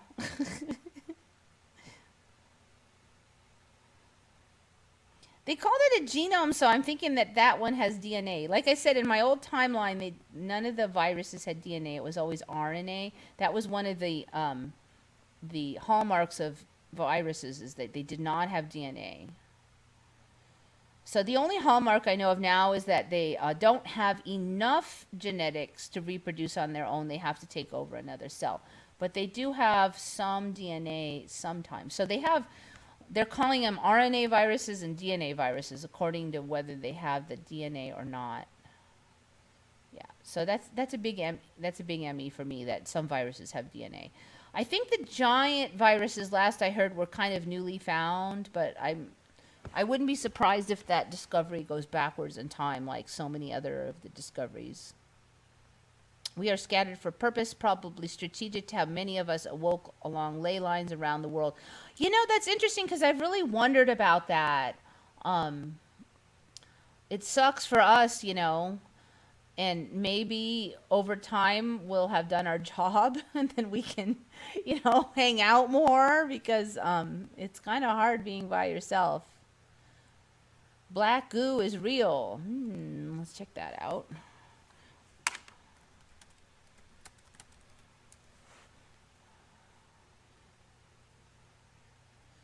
It turns out that black goo is made of dead plankton and other organisms that adhered. All we know is that a whole lot of marine organisms died and formed a toxic marine tumbleweed rolling around on the ocean floor. The mystery of black goo. What the heck? What is the black goo? I've never heard of it. Mysterious black goo, used by ancient Egyptians to cover the coffins and mummy cases of social elites, was made from a mixture of animal fat, tree wax, beeswax, and crude oil from the Dead Sea? Okay. I've not heard of the black goo that Egyptians used to cover the coffin. I have certainly not heard of anything they use containing crude oil from the Dead Sea.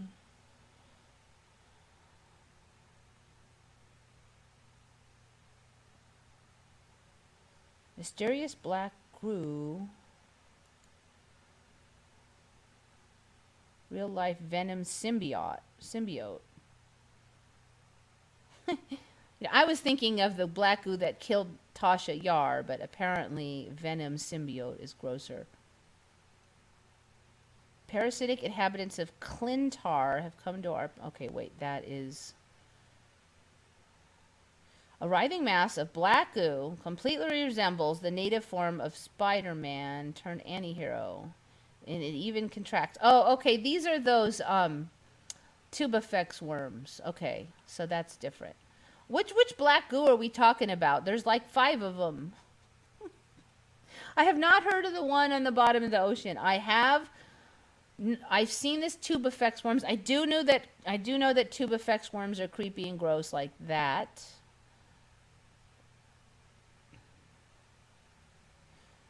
The mysterious black goo of Venezuela. Is it true there is a substance seeping up from the ground on a road in Venezuela? Experts baffled by unidentified black goo floating in the Arctic. Okay, so like, there's black goo everywhere. Nobody is sure what it is. Well, why don't they just take some and analyze it? It's biological. Quiet. Some sort of naturally occurring organic or otherwise marine organism. It's pitch black when it hits ice, and it kind of discolors the ice and hangs off it. He saw some jellyfish tangled up in the stuff, and someone turned in what was left of a dead goose, just bones and feathers. I don't know, no images. Okay, so there's like hundreds of black goos everywhere. I don't even know which one you're talking about. In the Mummy movie, they have this black goo where the souls are kept. I don't know.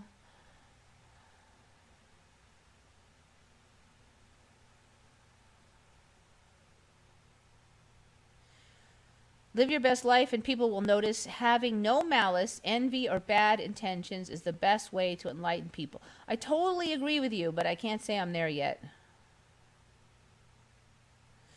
I heard of black goo a year ago. They compared it to the black goo in Star Trek. Yeah, and there is a Mandela for Tasha Yar getting killed. Some of us remember the black goo just like slurping around her, but last I checked, the black goo killed her by throwing her. It was like a different way that she died, basically.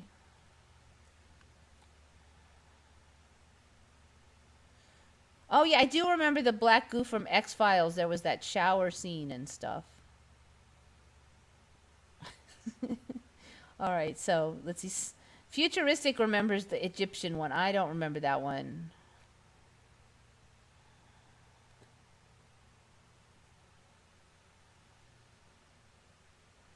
I use the Kirkland surface wipes for black goo. This must be some pretty good wipes. This timeline feels like black goo. It does. I do agree with you. There's kind of a yucky feeling.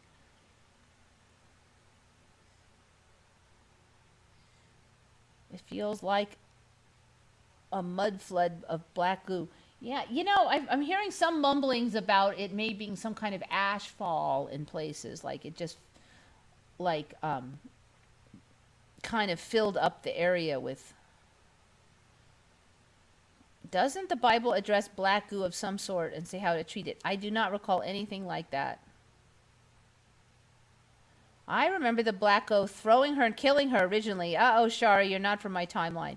There were others who remembered the black goo like slurping and suffocating her. That's how I remember it. Some plasma-related mud cataclysm. I don't know. You know, I'm waiting to see what the timeline's going to barf up on that one. Because first there was just the mud floods, and then there was this 1,000 years missing time now, and the wrongly labeled timelines for the building. So that's kind of a newer bit for me. Walk your talk, action show love. It's not just a verb, it's an adjective. Well, I'm good at walking my talk overall, but I'm not, you know, I still got to work on like jealousy and greed and those things. I mean, I'm certainly not the greediest person in the universe, but I'm not like cleansed of those either. Suffocate and spit her out. Yeah, that's what I remember for Tasha. She got suffocated and then she was spit out and then she was dead. Riker got in there too, but Tasha was killed.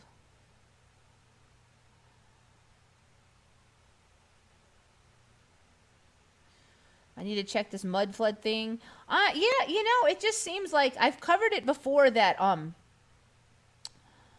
buildings like specifically the Palace of Fine Arts in San Francisco, I used to visit there all the time. And it's changed, it's kind of upgraded, but it also now fits more in with the story of the mud flood. So there's a couple aspects of the mud flood. One is that they're looking at all these buildings that are sort of half buried. And there's a whole bunch of stuff that's showing up in the timeline that was half buried until some years ago or is half buried. Like 3-4 floors buried underneath the ground. They dig them out. There's buildings like in the UK and stuff that look like they should have had another floor and that they rebuilt. Like it got so buried that they just built stairs up to like a higher level and repurposed a window into a door. It kind of looks like that on some buildings. I mean, certainly there could be arguments against it, but that was like the first round of the mud floods. And now they're starting to look at when the official building construction of a building was. There's a whole bunch of buildings that were supposedly built around 1890 and then demolished around 1920 or 1930. So supposedly these absolutely fabulous, spectacular, shockingly beautiful, humongous buildings were built and then ripped down 30 years later. And half the time the new thing was ugly as sin. And it's like, who would do that? So the argument is that these are actually really old buildings that were found by our people, already constructed, and we just like maybe refurbished them a bit and then claimed we built them in the like late 18 somethings is. And perhaps the reason people are thinking maybe they ripped them down because they were trying to hide something. But I would also suggest that possibly if the buildings were really like 100 or 200 years old, it may be that they did have actual structural damage from neglect and stuff and finally couldn't be saved. And that's why they ripped them down, which would be more logical, because why refurbish something, claim it as your own, and then later rip it down to try to hide it? You've already, covered your tracks on that. So yeah, it might be that they didn't know how to fix them. They were too damaged, something like that. But, I don't know, maybe this story will evolve in a different direction. I'm just kind of, I feel like I'm watching the TV movie now to just see where the plot line goes. And it's, instead of it's on TV, it's right here in our reality. We're in the TV and we've gotten a few hints, and who knows where that story will go, The tartar stuff seems to be, I think it's Tatar now. See, I remember the Tartars, but now they're calling them the taters. It just makes me laugh because it was not taters before. They're like potatoes, so the taters.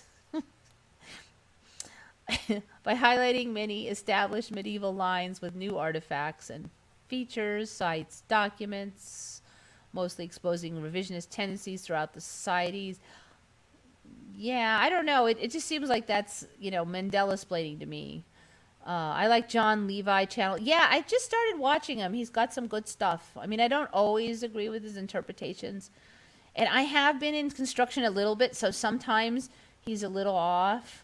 But he also comes up with a lot of really good stuff. And I do like watching his stuff. I mean, there's not anybody I'm always going to agree with. And he would probably read my stuff and go, "Now you're wrong." But plus, all the new architectural tidbits as MEs makes it very interesting. Looking into the infrastructure of the ancients. Yeah, like the that new old statue on top of the Capitol building apparently has very Tartarian flavor to it. A lot of us just remembered there just being a little stick up there, but now there's this big old funky statue thing. Let me just see what that thing's changed a number of times. Statue on top of Capitol building. Now, for a while, you could find some old logo art with the old stick. But last time I checked, you can't find that. It's gone. Images. So I think this chick is supposed to be some kind of Native American image. But I don't know what's up with all these stars and I don't know. I don't know what's up with all that. It doesn't look very Native American. I don't know what it looks like. Maybe I should look up what the supposed history of that thing is.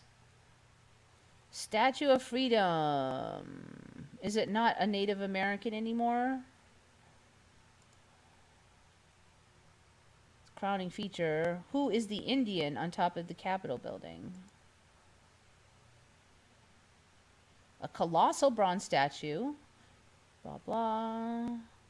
Yet is a symbol of freedom is often misidentified as an Indian. Dum, dum, dum. Okay, that's changed. That's changed. It was an Indian. That was an Indian. We looked this up when this Mandela first came out. It was a Native American. Now I've been saying that it's looking different and less Indian looking, but no, it was an Indian. There was every location said that was a Native American. But yeah, see, it does look different now. I don't know what it looks like. Oh, look, it's got a sword and stuff. Oh, so, okay. So 1863, huh? So that's right around when they're saying these Tatarian stuff was kind of being repurposed, assuming you go with that storyline for us. So this could be Tartarian now. And I've said many times that I really feel this dome has changed a lot. Okay. Statue of Freedom, the colossal bronze statue, dominates the Capitol, blah, blah, blah. Yet the symbol of freedom is often misidentified as an Indian. No, it was an Indian. Every source said it was an Indian. Thomas Crawford's Statue of Freedom is in fact a difficult monument to discern because of its location far above the viewer's eye, but also because the artist was forced to make a number of compositional and iconographic changes to satisfy the patron. The U.S. government, as represented by Secretary of War Jefferson Davis, who was in charge of the construction, blah, completed in 1863 in the midst of the Civil War, is not only a case study of the role played by patrons in shaping blah, blah, blah. All right, well, anyway, what is it supposed to even be then if it's not an Indian anymore? An allegorical female figure holding a pole surmounted by a cap. Walter appropriated the well-known iconography of Libertas, first codified in 18th century emblem books. During the French and American Revolution, Libertas symbolized freedom from tyranny, as is evident in the Paul Revere masthead for the Massachusetts Spy in 1781. Crawford followed Walter's concept in his second version of Statue of Freedom, in which the female figure in long robes with sword and wreath stands on a globe. Uh-oh. The flat earther's not going to like that. Wearing the Phrygian cap. What the heck is any of that stuff? The Phrygian cap. What the heck is a Phrygian cap? Phrygian cap. A liberty cap is a soft conical cap with the apex bent over. Okay, so it's like, come on, you could do it. Apparently not. All right, let's try images. So these are like Phrygian caps, apparently. Does she have a Phrygian cap?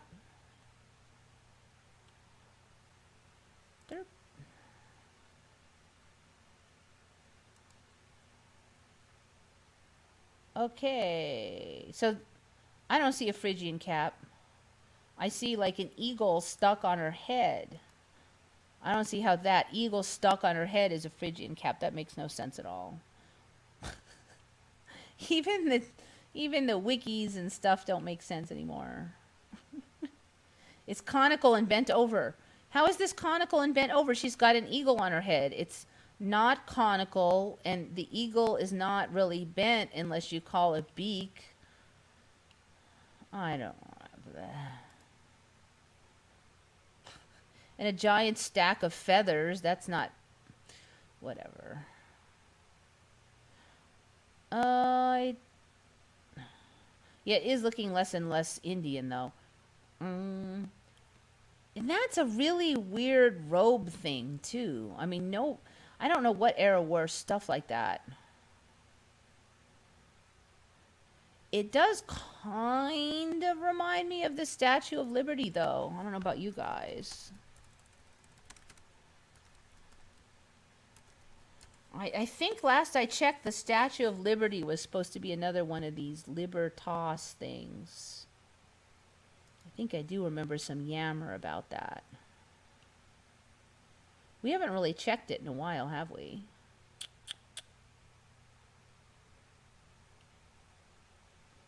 Two, three, four, five. Still 7 points.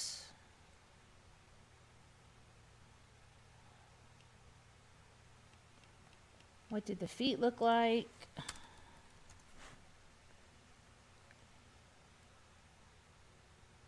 Broken chains. No real obvious changes.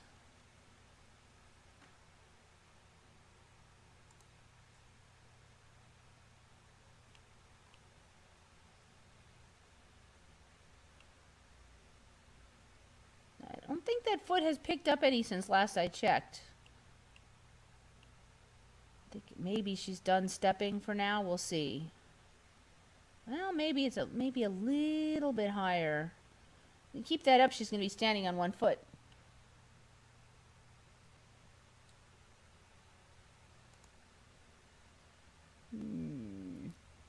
There's like kind of a weird fold right here. I don't remember.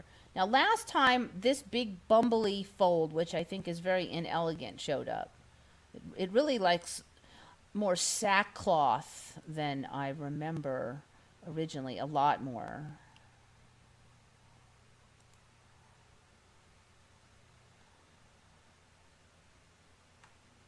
So there's a little, that little bumble like there looks different, but anyway, nothing major.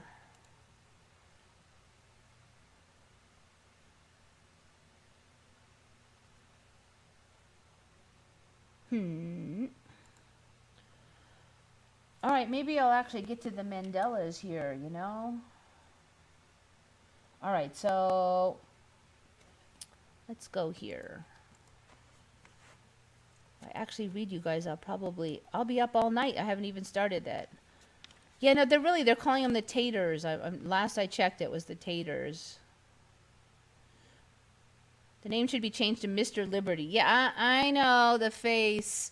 That was not the face of my old Statue of Liberty had a very, you could say handsome, but it was definitely a feminine face. It was a pretty face. Now,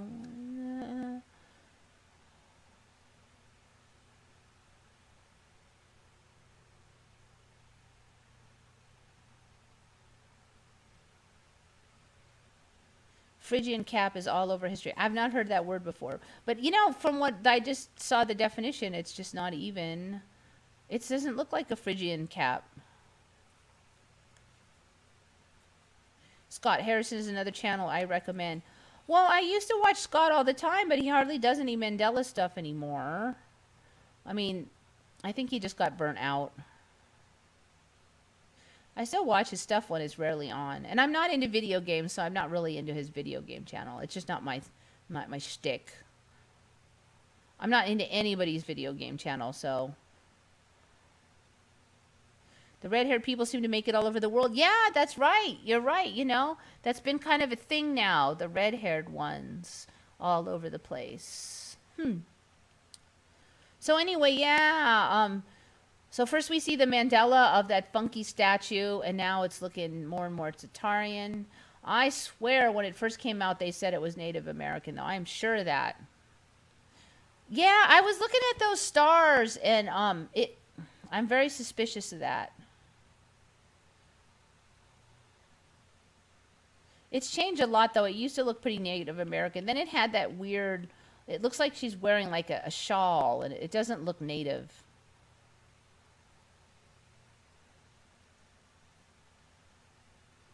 Okay, so what was I even going to talk about? Okay, so let me go to YouTube. Dang, that's a long one. Let's just try this one instead.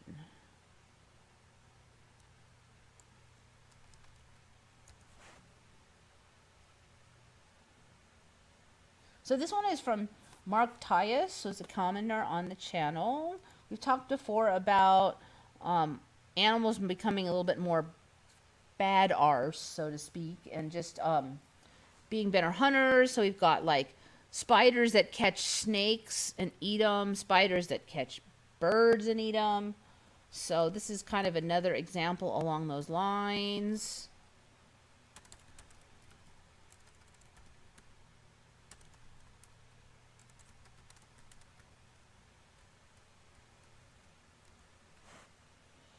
So Mark Ty has found this one.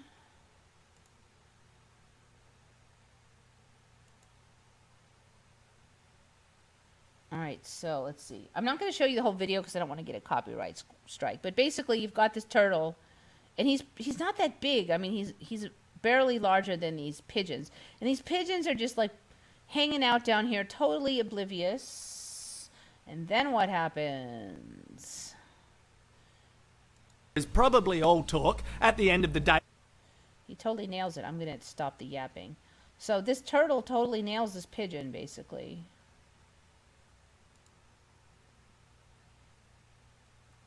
Okay, so what the rest of it is that this turtle drags this pigeon out.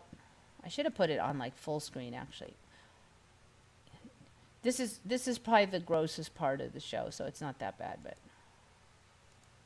he nails it. He drags it under, and then he's gonna drag it under and like kill it, and we would assume eat it, but you can't really tell like what's going on under there. But yeah, that kind of behavior from turtles, especially smallish ones. I mean, turtles would eat little frogs and insects, and they would eat, you know, vegetation, a lot of vegetation on the bottom and like that. They wouldn't like kill birds and like bring them down like the big game hunter. So they do in this timeline though. And I've played before that turtles are no longer slow. They run like really fast. Skittery, skittery, skittery. No more crawly, crawly, crawly. They're like... So turtles aren't slow. All right, this one was from Julie Holcomb. Gonna start... I've already been yapping for like 2 hours and I haven't got on the Mandela part. So I'm gonna like start moving along.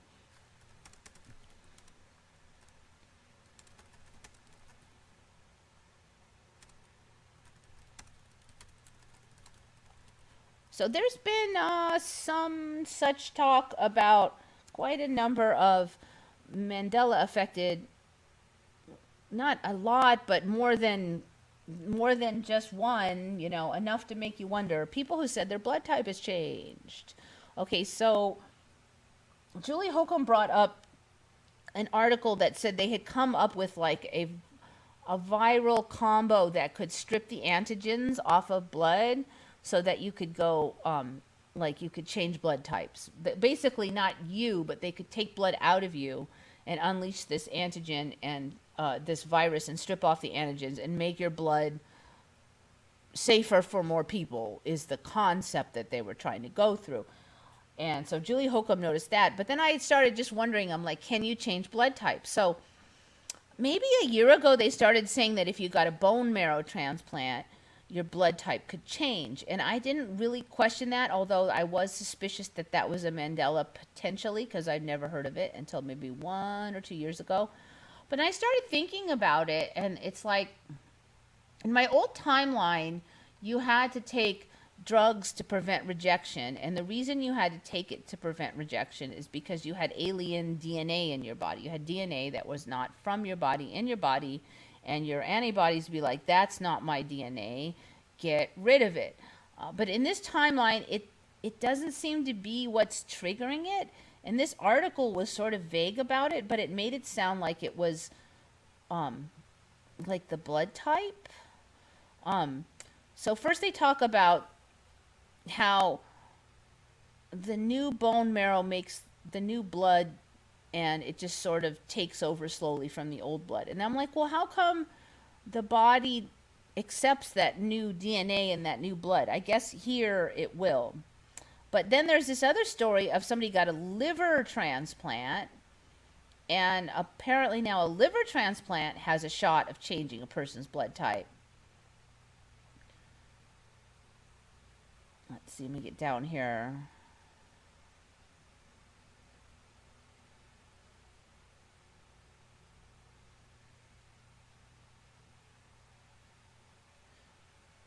So imagine people surprised when they found out that blood type can change. Technically, it depends on what people mean by blood type. The genes don't change. So the story is genetically you would still code for a certain kind of blood, but yet for some reason you wouldn't have it anymore. People noticed that after bone marrow transplants, recovered patients sometimes slowly developed their donor's blood types. The marrow was used making one kind of blood, and it would continue slowly people with cells that didn't match their genotype. So, I mean, are they matching the bone marrow to make sure that the blood the bone marrow makes doesn't react with... See, I don't really get this because you can't get... I guess they would have to match it to make sure that the bone marrow blood would not cross-react, like it would have less antigens than you have. I would only guess that they're doing that. So slowly, what happened to your old bone marrow?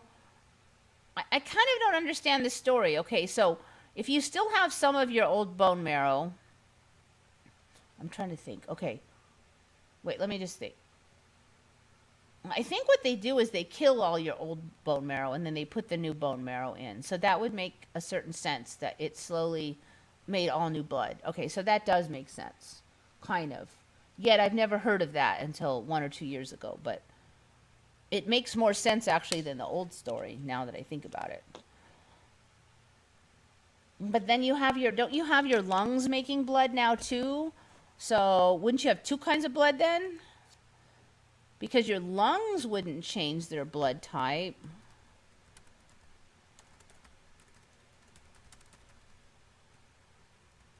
Yeah, lungs make blood cells. Well, lungs have been known to produce a limited amount of platelets.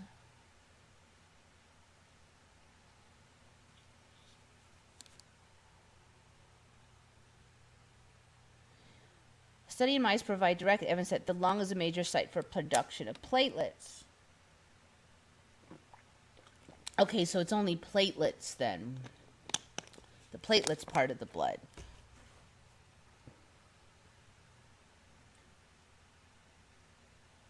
Okay, if it's only the platelets, then that wouldn't change your blood type. Okay, so the story is still cohesive.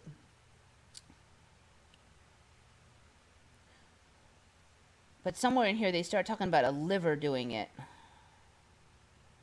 All right, now this is the one that Julie Holcomb found, where they found this enzyme that would strip off the antigens. That's her find. All right, another mystery, a 19-year-old girl.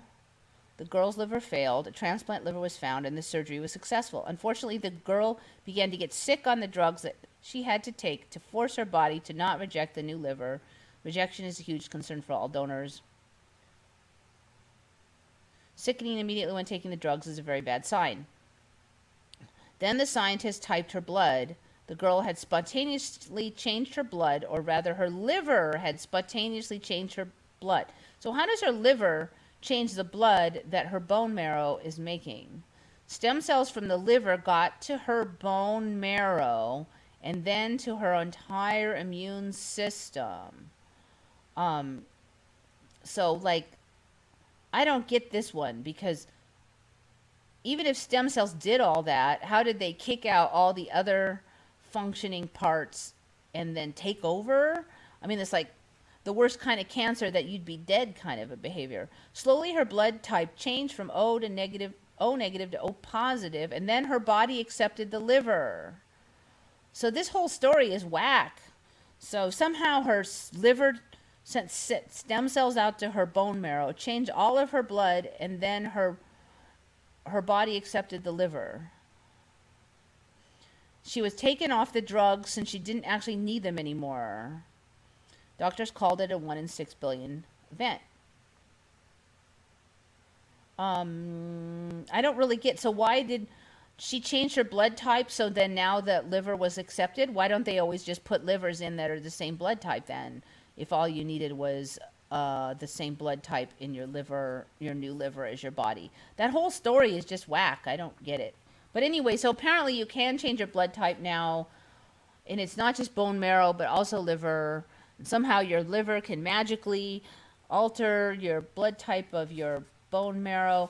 So now we've got 2 instances of it. So I am officially predicting that there'll be more and more excuses for your blood type to change. We've seen it happen. The Mandela pipples have seen it happen already. We're just waiting for the excuse to show up to Mandela-splain it away. Okay, got you. Got the old item upgrading thing. Okay, this one is from Susan Ravella, commenter on the channel.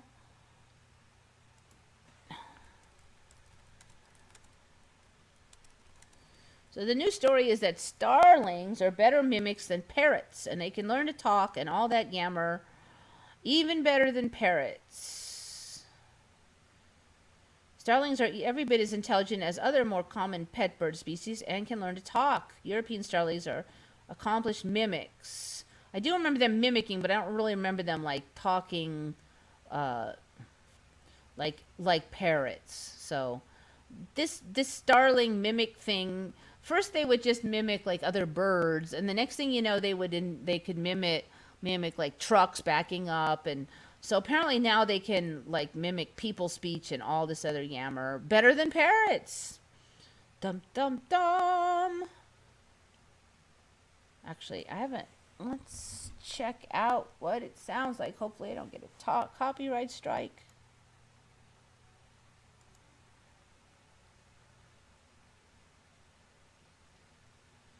All right, you know what? I don't think that's like English. Let's try this one.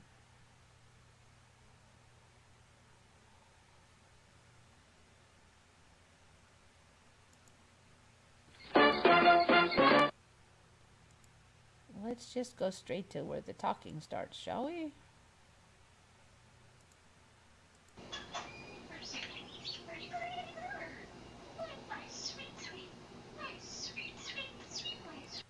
Okay, yeah, that's pretty creepy. It doesn't sound exactly like a parrot, but sorry, Mike.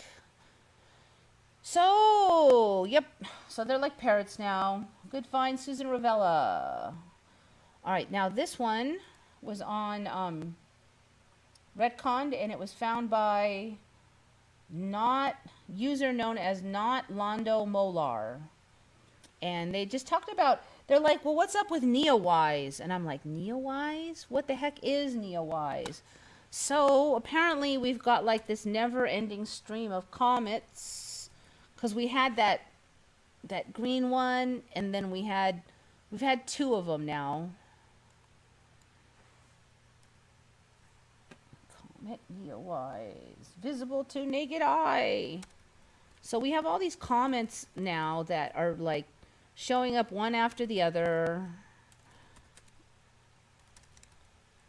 And there's this whole weird story about how the sun heats them, and you never know if they'll become visible or break up or get hot and the sun heats them up so we can see them. And some of them you can just see without any special equipment.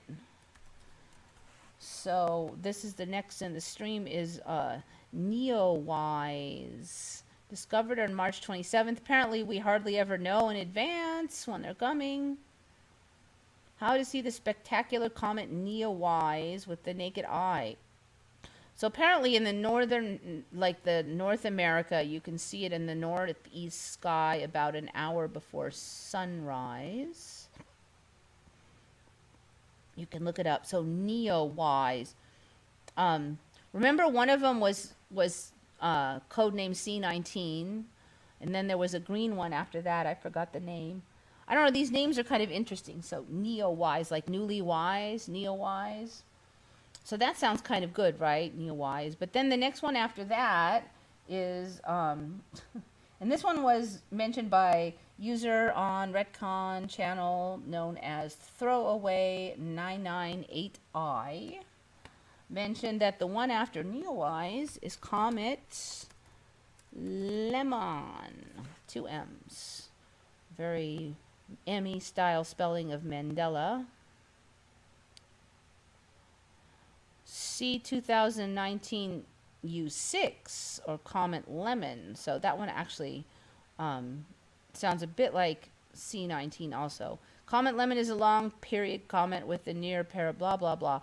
So that one might become visible or near visible or not. Who knows? But so it's apparently we're going to have like all these comets that you could see. Oh yeah, the one after C19 was Swan. Get ready for 2 comets. How, when, and where? Comet U6 Lemon, and Comet Neowise are getting easier to see from the northern hemisphere. Are some people going to get newly wise and some are going to get the lemons? I don't know. Or maybe, I don't know, the symbology, I'm just trying to work it out, but everything, all of these like sound like something. Maybe I just have an active imagination. Don't get me started on the moon anomalies. The whole moon is a giant anomaly.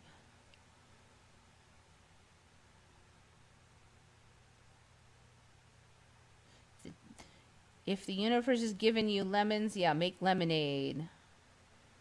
Or maybe the lemons are making you neo-wise. I don't know. I think we're kind of going through a lemony period of time right now. And there's the Mercury retrograde or whatever. I never really used to believe in that stuff, but now it does seem like it, I don't know, it seems like it fits better now. Like a bunch of crappy stuff is happening during Mercury retrograde. I used to hear that all the time. I'm like, well, nothing happened to me. Kazakhstan was part of Russia and not connected anyway to Chechnya. Yeah, me too. Kazakhstan was part of Russia. And now it's just this Giganosaurus country. It's ridiculous.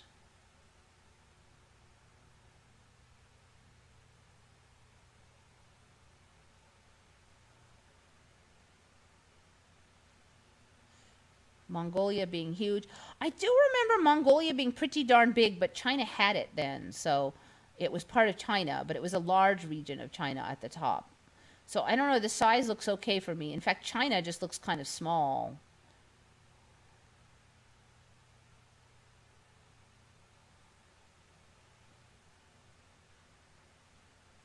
Clumsy meat suits. What was it, the Star Trek one? Ugly bags of mostly water. I always like that one. Lungs generating blood. Yeah, that one was up, what, 6 months ago? Something like that.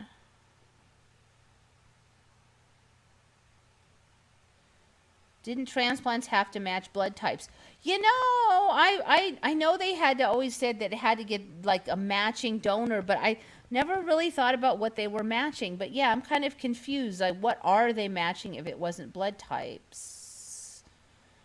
I don't know. That whole article is just kind of confusing.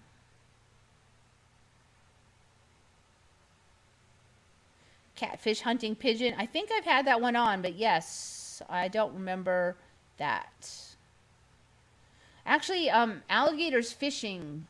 I don't remember them being any good at that, but they're pretty good fishers now. I mean, it makes sense that they would do it. I just don't remember them doing that before.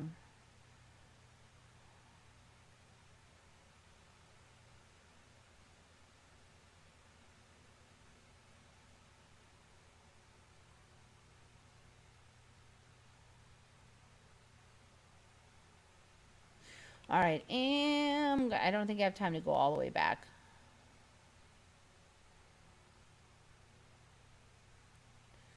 Every time I see the moon, I get a little twitchy. I used to love the moon, but now it's just like, I I don't trust it or something. It's like it's a liar because it used to be one thing and now it's this other thing, and everybody acts like nothing's changed, and it just bugs me.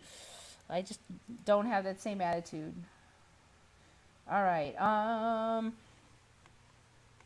Maybe I want to see if I can bring up my old indicator photos. The Last Supper is looking a little bit off for me. Somebody was on saying she noticed that the cups were gone, but they're the glasses now, and that's an old ME for a lot of us. But when I was looking at it, I did notice some other stuff.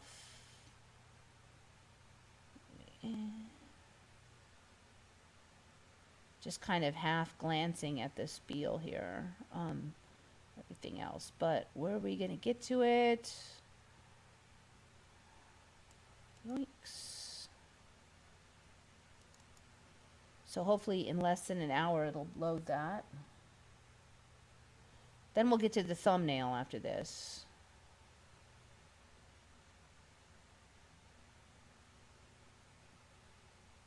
Load, load, load. You could do it. All right, I only have 3 more. 2 more. I only have 2 more. They really don't have that many Mandelas. I only have like 8 of them. It's been a little bit quiet. Personal MEs. I know they're kind of boring for the rest of you, but okay. So the Last Supper. What's going on with the feet? Because they look weird to me. Can I make it larger? No. These feet look like they're too far back or something. Like these feet here don't line up with these people right. I'm trying to imagine them sitting. So there's some kind of weird perspective thing going on now with these feet.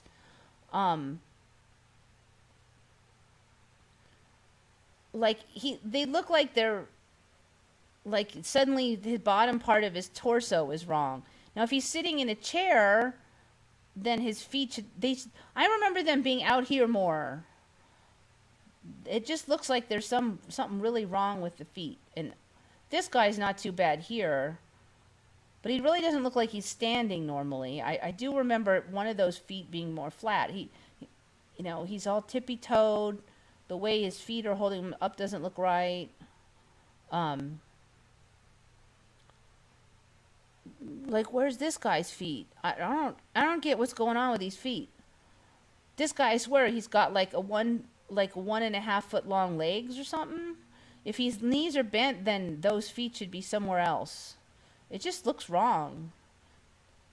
So yeah, that, and what was the other thing? There's a lot of plates on this table now. Whoops. Let me just expand it.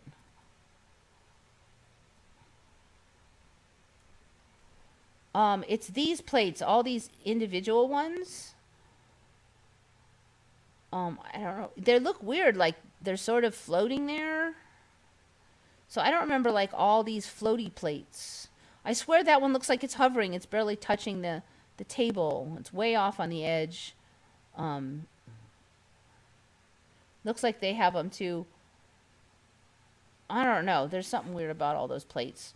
The last thing that showed up were all these funky tater things, which I think are supposed to be bread. Like fist balls of bread or something. I don't know. So I don't know what to say. There's just, these feet are wrong now. They looked right before, but something's slamming around out there. I hope it's the cat.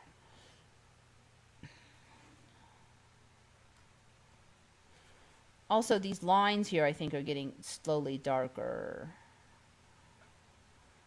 Not too many other changes other than that, though. I don't know unless you guys see anything. Can I get out of here? Escape. There we go.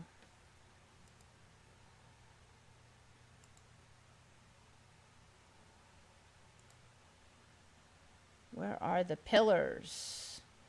Didn't you ask that before? I don't know what pillars you mean. No community dishes. I do remember there being plates of fish, like, months ago. The glasses are still there. Derp. There it is again. No, back. Yeah. Darn it, I'm not sure on that one. I did think that this roof matched this a little better. You might have a point there. That this and this weren't so different before. Now that you mention it, I keep trying to figure out what the heck these things are. And it's like there's little ones over here that are slow, they're almost like slowly growing up. Like they're slowly popping up. Oh, you know the other thing that I think is a little wonky? These table things look a little, especially this one, it looks a little off.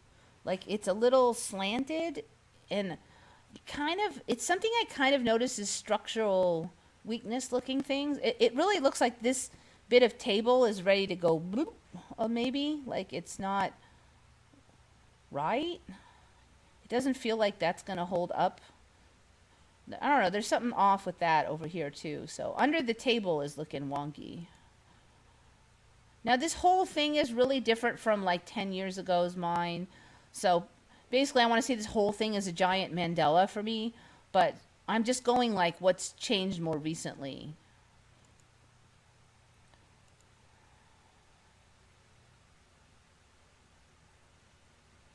The style of painting started with a reddish layer. This version looks like an acrylic reproduction.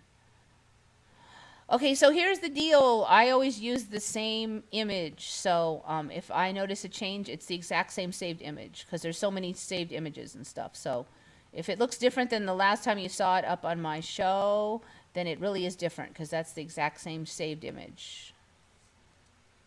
The legs look like stools holding up the tabletop. Yes, they have for a while now.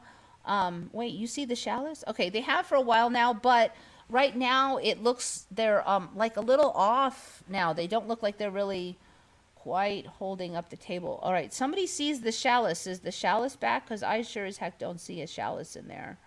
I never had a chalice in my timeline, but I know that a lot of people said that there was the chalice was on here. Now what I had was wood cups, but nothing you would call a chalice. They were, you know, there was not like this kind of thing. There was just little crude cups of wood, not glass.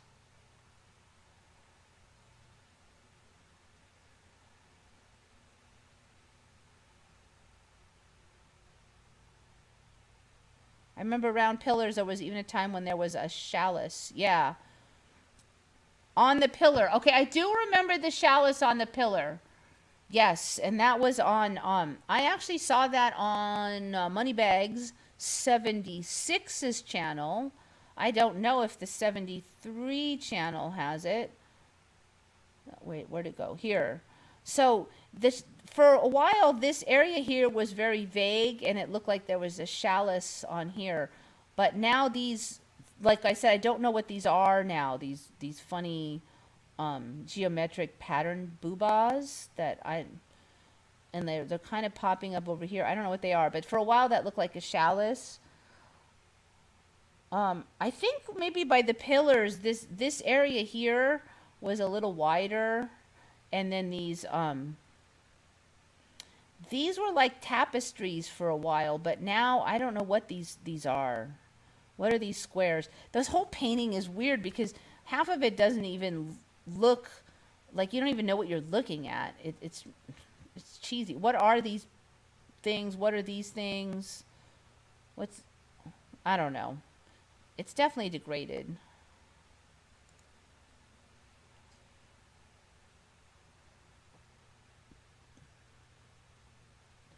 Okay, so what I remember, Leah, is Moneybag 76 said the chalice used to be on the table. And then suddenly it was off the table and on the wall. And so he was totally flipping out. That was Moneybag 76. He was totally flipping out because the chalice had jumped from the table to the wall. But now it's not on the wall, nor the table, nor whatever. So that he remembers there was a real chalice on the table, and then it was just representative on the wall only. But now it's all gone altogether. Now there are many versions that escaped destruction. Yeah, other replicas of the Last Supper are mostly done by students and other people, but supposedly that same artist did some work on some of them. I've covered that in the past streams. Those were the sconces, chalices on the walls. Then a long time ago, the chalice was on the table. Okay, so you remember the same as Moneybag 76. But Mandela changed to Moneybag 73. So I'm not sure what his current Moneybag 73 video shows.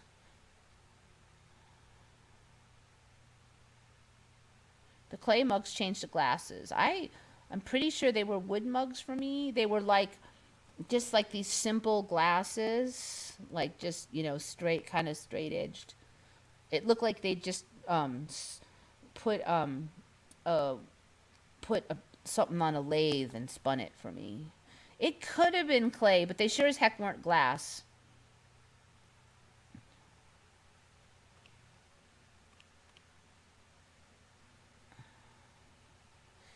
That's why I remember pillars become this chalice. Could be. I'm not real clear on that. Yeah, so he's Moneybag 73, but many of us remember him as Moneybag 76 at one point. What is the version you always present?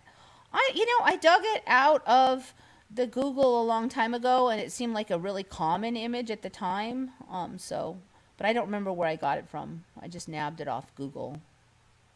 Wasn't there a knife? The table was very full. There's still a knife. That guy is holding one, all weird. Mr. Creepy Eyes has his arm all bent, and there's like this funky knife thingy in there. I mean, one would assume that he was just cutting bread or something, but that whole posture is weird. All right, so there's that. So what was that thing on the... Frankly, I did not have a ton of good stuff to put on the thumbnail, so that's how that Leonardo Da Vinci sketch got on there. Do you recognize that sketch at all, guys?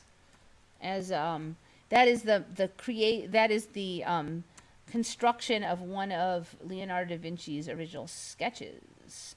So supposedly, in the current timeline, and this was found by Thomas Larson, so good find, Leonardo da Vinci not only sketched a UFO thingy, but he also sketched a car long before its time, and that is what it sketched. They made it. So there's the sketch of this car. That was the early car, according to... So this kind of a pattern I'm seeing is like Tesla and the original Tesla and Leonardo da Vinci, they keep getting credited with more and more of these inventions.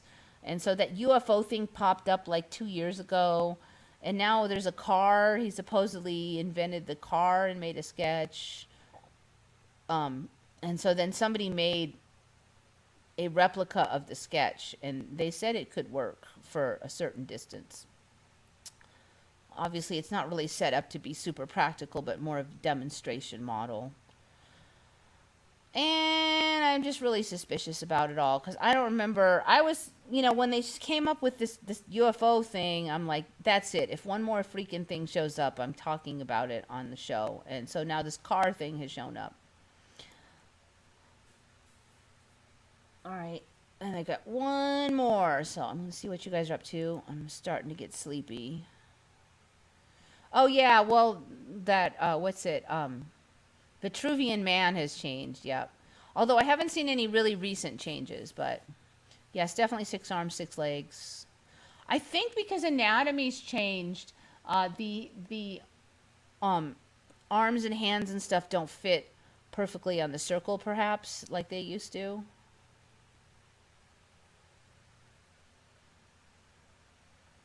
I would like to save the version Eva is presenting. Yeah, I don't think that I really tracked where I nabbed it from. You could probably find a very similar one online, though, but whichever one you grab, try to find a representative one. It'll change for you. Moneybags was 76 in 2016. About 2017, he changed to 73. It might be. I think he probably changed later than that because that would be just when I was learning of the Mandela, and I think that his change was more recent for me, probably.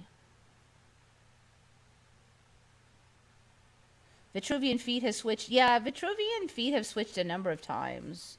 Vitruvian man. So I used to have the 3 arms, 3 legs.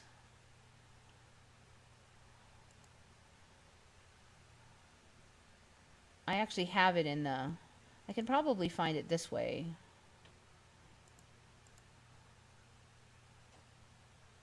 That hasn't changed. I kind of real quickie looked through these. I didn't see any major changes, but... Vitruvian.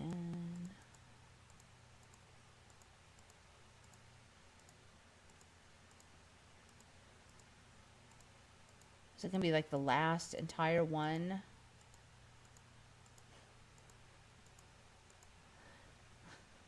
I give up. Okay, I'm just going to look it up over here. This is a nice dark image. Okay, so used to be for me 3 arms, 3 legs, and all the feet were pointing uphill, all 6 feet. So, and it was like symmetrical down the middle. So each of the feet were pointing out like that. So then one of them turned. I think that which ones have turned have changed a few times. So this one, I think when I first saw it, both of these feet were pointing to would be that way for you. But then after a while, this one has changed to straight. I don't remember both of these being straight, actually. I thought this one was pointing down also. I don't know. These feet just keep shuffling around. It's kind of a trip. And then I did cover that this foot is coming out of the circle, and it is out a little bit more. This stain has gotten a lot darker. The other thing that you could really see is the 2 sides of his face have changed, so that they look like he's like two-faced now. One side has all these, see if you can see it. This side's got these deep, like he's got this big cheeks and these deep shadows. And then the eye looks different. Then over here, it's like he got punched in the face. I mean, look at how hard that one is sticking out, and then that one's not. And it's all dark over here. And he's looking all crabby and mean. I don't know. It keeps changing. I don't know. Look at how dark the hair is here versus here. This cross lines across these cross sketches. I don't remember these actually. I had seen these and they've gotten darker. These little cross hatches on the wrists, but this drawing here I don't remember. This like hernia thing has gotten a little more prominent, I think. I haven't actually looked at this one in a while.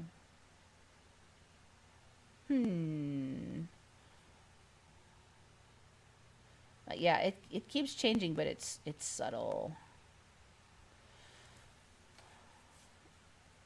He's not aging well. Most of the old stuff's getting scungy. New lines at the joints. Those lines were there for me for some time, but they've darkened since last I've looked.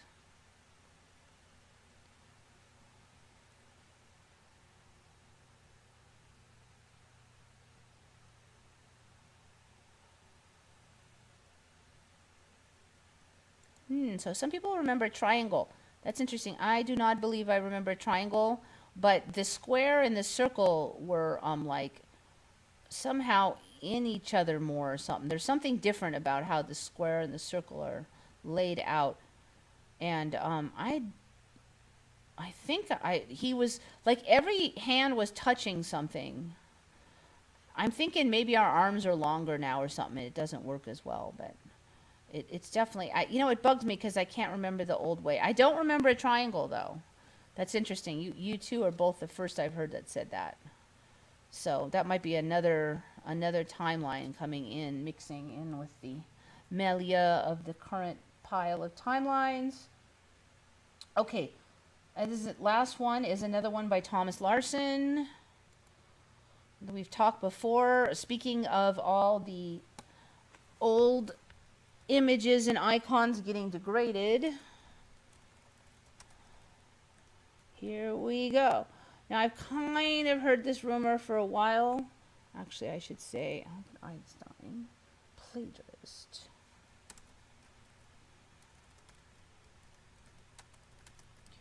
Okay, so for a few years now, I've heard rumors that maybe his wife wrote some of his stuff. Apparently, I can't spell Einstein. And then that's kind of been debunked and churned up and then debunked and returned up. But now there's a bunch of other nasty old stuff about the old guy. Another Mandela is I very clearly remember him kind of doing really badly in math. Like he sucked at certain math. Like he could do the theoretical, but he sucked at some of it. And part of it was because he would just, instead of being sitting in school like a good little doobie and paying attention and doing his homework, he'd just boff off to the library and study what he wanted to study. And he wasn't really like doing his work. And that was part of the reason he did bad in math. Because teachers hate that kind of thing. They want you in there in your chair, paying attention and doing your work. Okay, but in this timeline, he did fine in math. He didn't nearly flunk out. But this is the latest one. So apparently in this timeline, there's ample evidence that he never invented E equals MC squared and that it was around before him and he probably just stole it. So he was a big super jerk in this timeline. According to Umberto Bertocci, a professor at the University of Perugia and a historian of mathematics, this famous equation was first published by Olinto de Pretto 2 years prior to Einstein's publishing of the equation. In 1903, de Pretto published his equation in the scientific magazine Ate. In 1904, it was republished by the Royal Science Institute of Veneto. Einstein's research was not published until 1905. Einstein was well versed in Italian and even lived in northern Italy for a brief time. It is unheard of to pass over the original inventor of an equation and to give credit to someone who claims to have derived it after the equation and its derivation have been published. The equation E equals mc squared should be called the de Pretto equation, not the Einstein equation. Okay, so now I have heard stories of him being kind of a jerk to his wife, but you know, that's not, it's a pretty common story. But now we've got this story that he stole E equals mc squared. I've never heard any of that evidence. I have definitely looked into evidence that he was a jerk, but this is like totally out of the woodwork now. Einstein began having an affair with his cousin Elsa. Not sure about that one. I do remember him sending his wife a list of conditions, which were very jerk-like.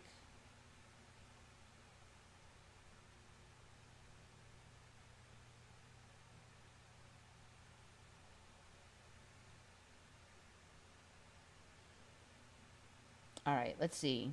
Elements of Einstein's 1900 paper parallel parts of a 1904 paper by Lorentz and a contemporary paper by Poincaré. Although Einstein read earlier papers by the two, he claimed not to have seen these later works before writing the 1905 paper. One apparently damning fact is that the 1905 paper on special relativity had no references, suggesting that Einstein was consciously hiding his tracks. One source notes David Hilbert submitted an article containing the correct field equations for general relativity 5 days before Einstein. Another source notes Einstein presented his paper on November 25, 1915 in Berlin, and Hilbert had presented his paper on November 20 in Göttingen. My German's not that good. On November 18, Hilbert received a letter from Einstein thanking him for sending him a draft of the treatise Hilbert was to deliver on the 20th.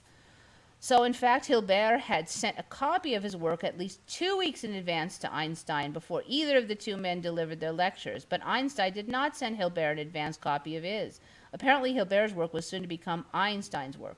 So basically, they're saying that Hilbert presented his paper first, and that there is ample evidence that Hilbert had sent an advance copy to Einstein even before he presented it. So that means Einstein would have gotten the paper like 3 weeks before he gave the speech. So he had the copy of somebody else's work. And so, anyway, there's plenty of evidence in this timeline that he did that, for what it's worth. So, I mean, there's tons of evidence he's a big thief. Kind of like a whole bunch of the other famous founder people are all being now said to be horrible thieves.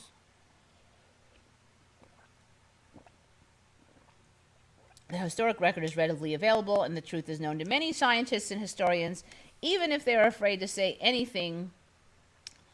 The idea that light had a finite speed was proven by Michelson and Morley decades before Einstein. Hendrik Lorentz determined the equations showing relativistic time and length contractions, which became significant as the speed of light is approached. These gentlemen, along with David Hilbert and Olinto de Pretto, have been airbrushed out of the picture so that Einstein could be given the credit for what they had done. Anyways, there's a bunch more stuff, but you get the idea. So apparently in this timeline, he's a big fat thief who did good in school, but otherwise was a crook.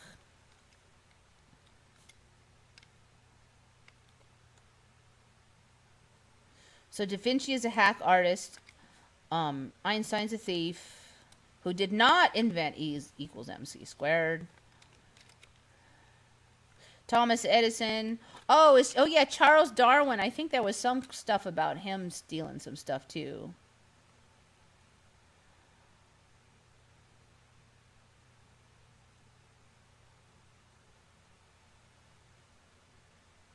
He worked at the patent office. He should have known better. But, you know, in this timeline, he got away with it, right? Everybody thought he was a genius.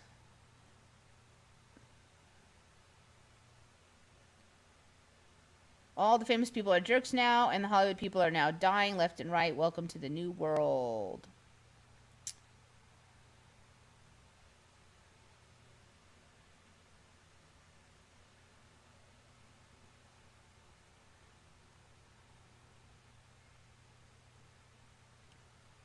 Edison was a thief. Everybody was a thief.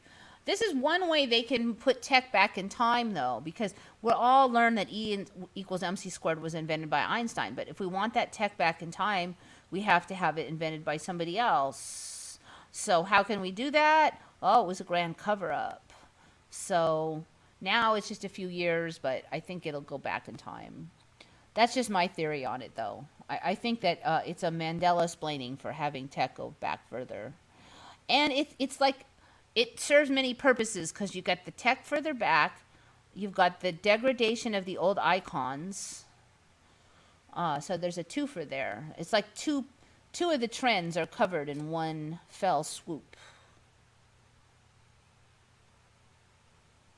Have you heard about Glee Curse? Is that where like a bunch of those Glee people in that show all like died or something? I think I've heard about it, but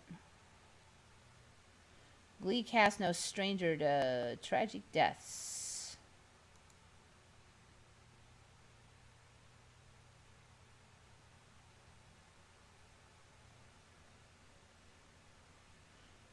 So yeah, I didn't really look into it, but I have heard like vague stuff about it. Edison was a thief in my original timeline. He's been a thief for a long time for me, but not like going back to my childhood. So, you know, you could always say, oh, it was covered up, but there's just too much cover up now, and it all is the same pattern. It lets tech go back in time, and it's all the old icons. Somebody's awake, Lori Sorensen. I'm sorry, but I'm almost done. You're probably going to have to watch most of it on the reruns.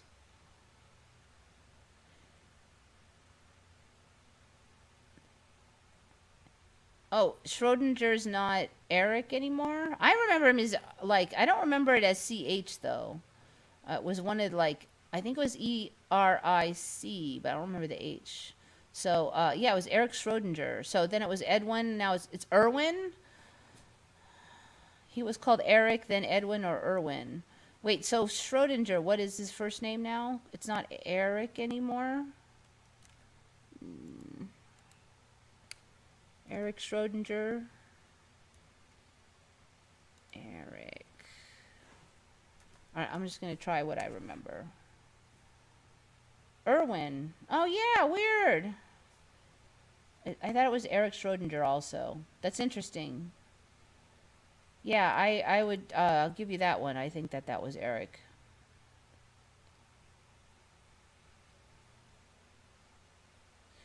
And when catch that Elvis's grandson joined the 27 Club. Lots of Hollywood sacrifices. I don't know. There's been deaths everywhere, like just regular people, you know. So I think we had a hard shift, and some people couldn't make it. Like there's been last week, 2 people I know died of a heart attack, rather sudden. You know, like they didn't get even to the phone to make a 911 call type deaths. They were just found suddenly dead, like they just fell down dead or didn't wake up dead, kind of thing.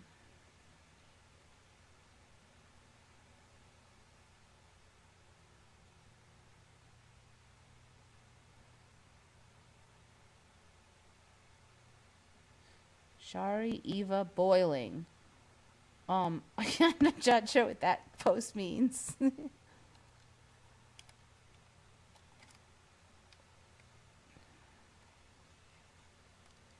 Oh yeah, I do remember that Asian dude from Mythbusters died. Yeah.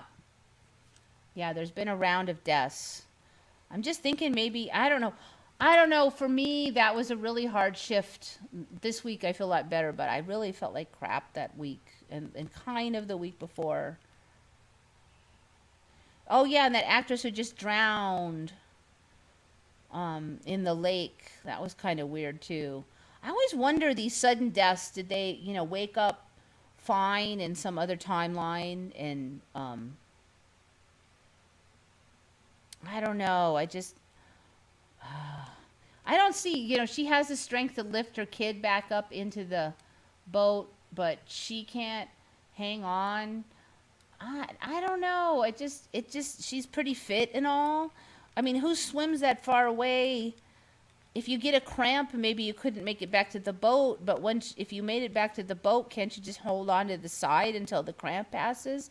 If you don't have a cramp, then I do know it can be kind of hard to get back in the boat sometimes, but she was pretty fit unless there's something wrong with her, like drugs or something. I don't know. The whole story is a little fishy. Oh, John Travolta's wife. That's right. You're right. They did die. I'm not been watching that as tightly as I sometimes do, which isn't very tightly even on a normal non-virus month. So yeah, I don't know. I'm just wondering if there's been a big shift and a bunch of people have shifted out. Oddly, I've experienced an energy boost and improved mood with this last shift. After the shift was done, I definitely felt that. But during the shift, I felt like crap. I don't know. It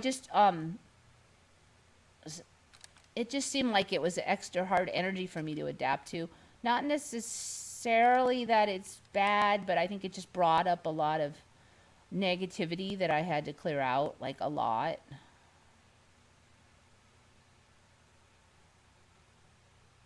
Lots of fish. And then her body just floated up and they found her, days later. I don't know. Everything's fishy in this timeline, though.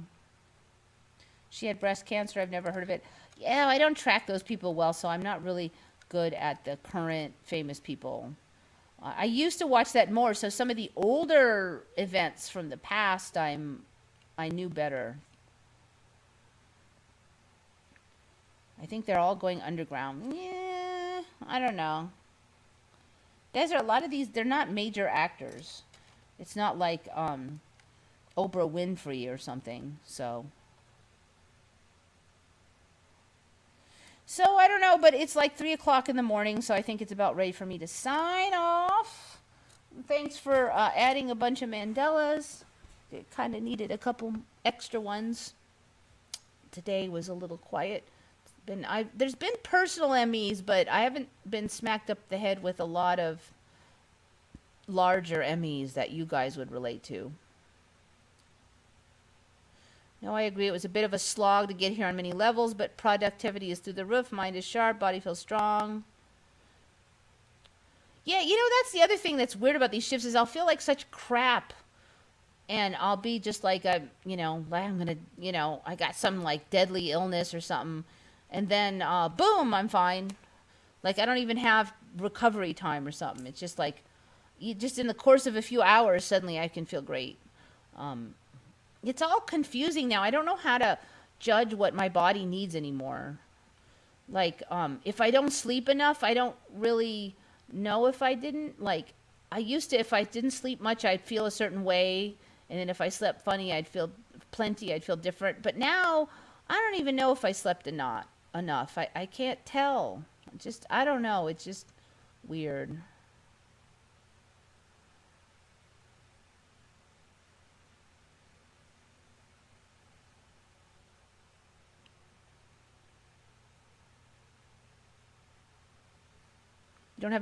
We don't have any upgrades in our appliances. Bummers. Well, all I got was two little dots on my toothbrush, but it's amazing how two little dots can be so convenient.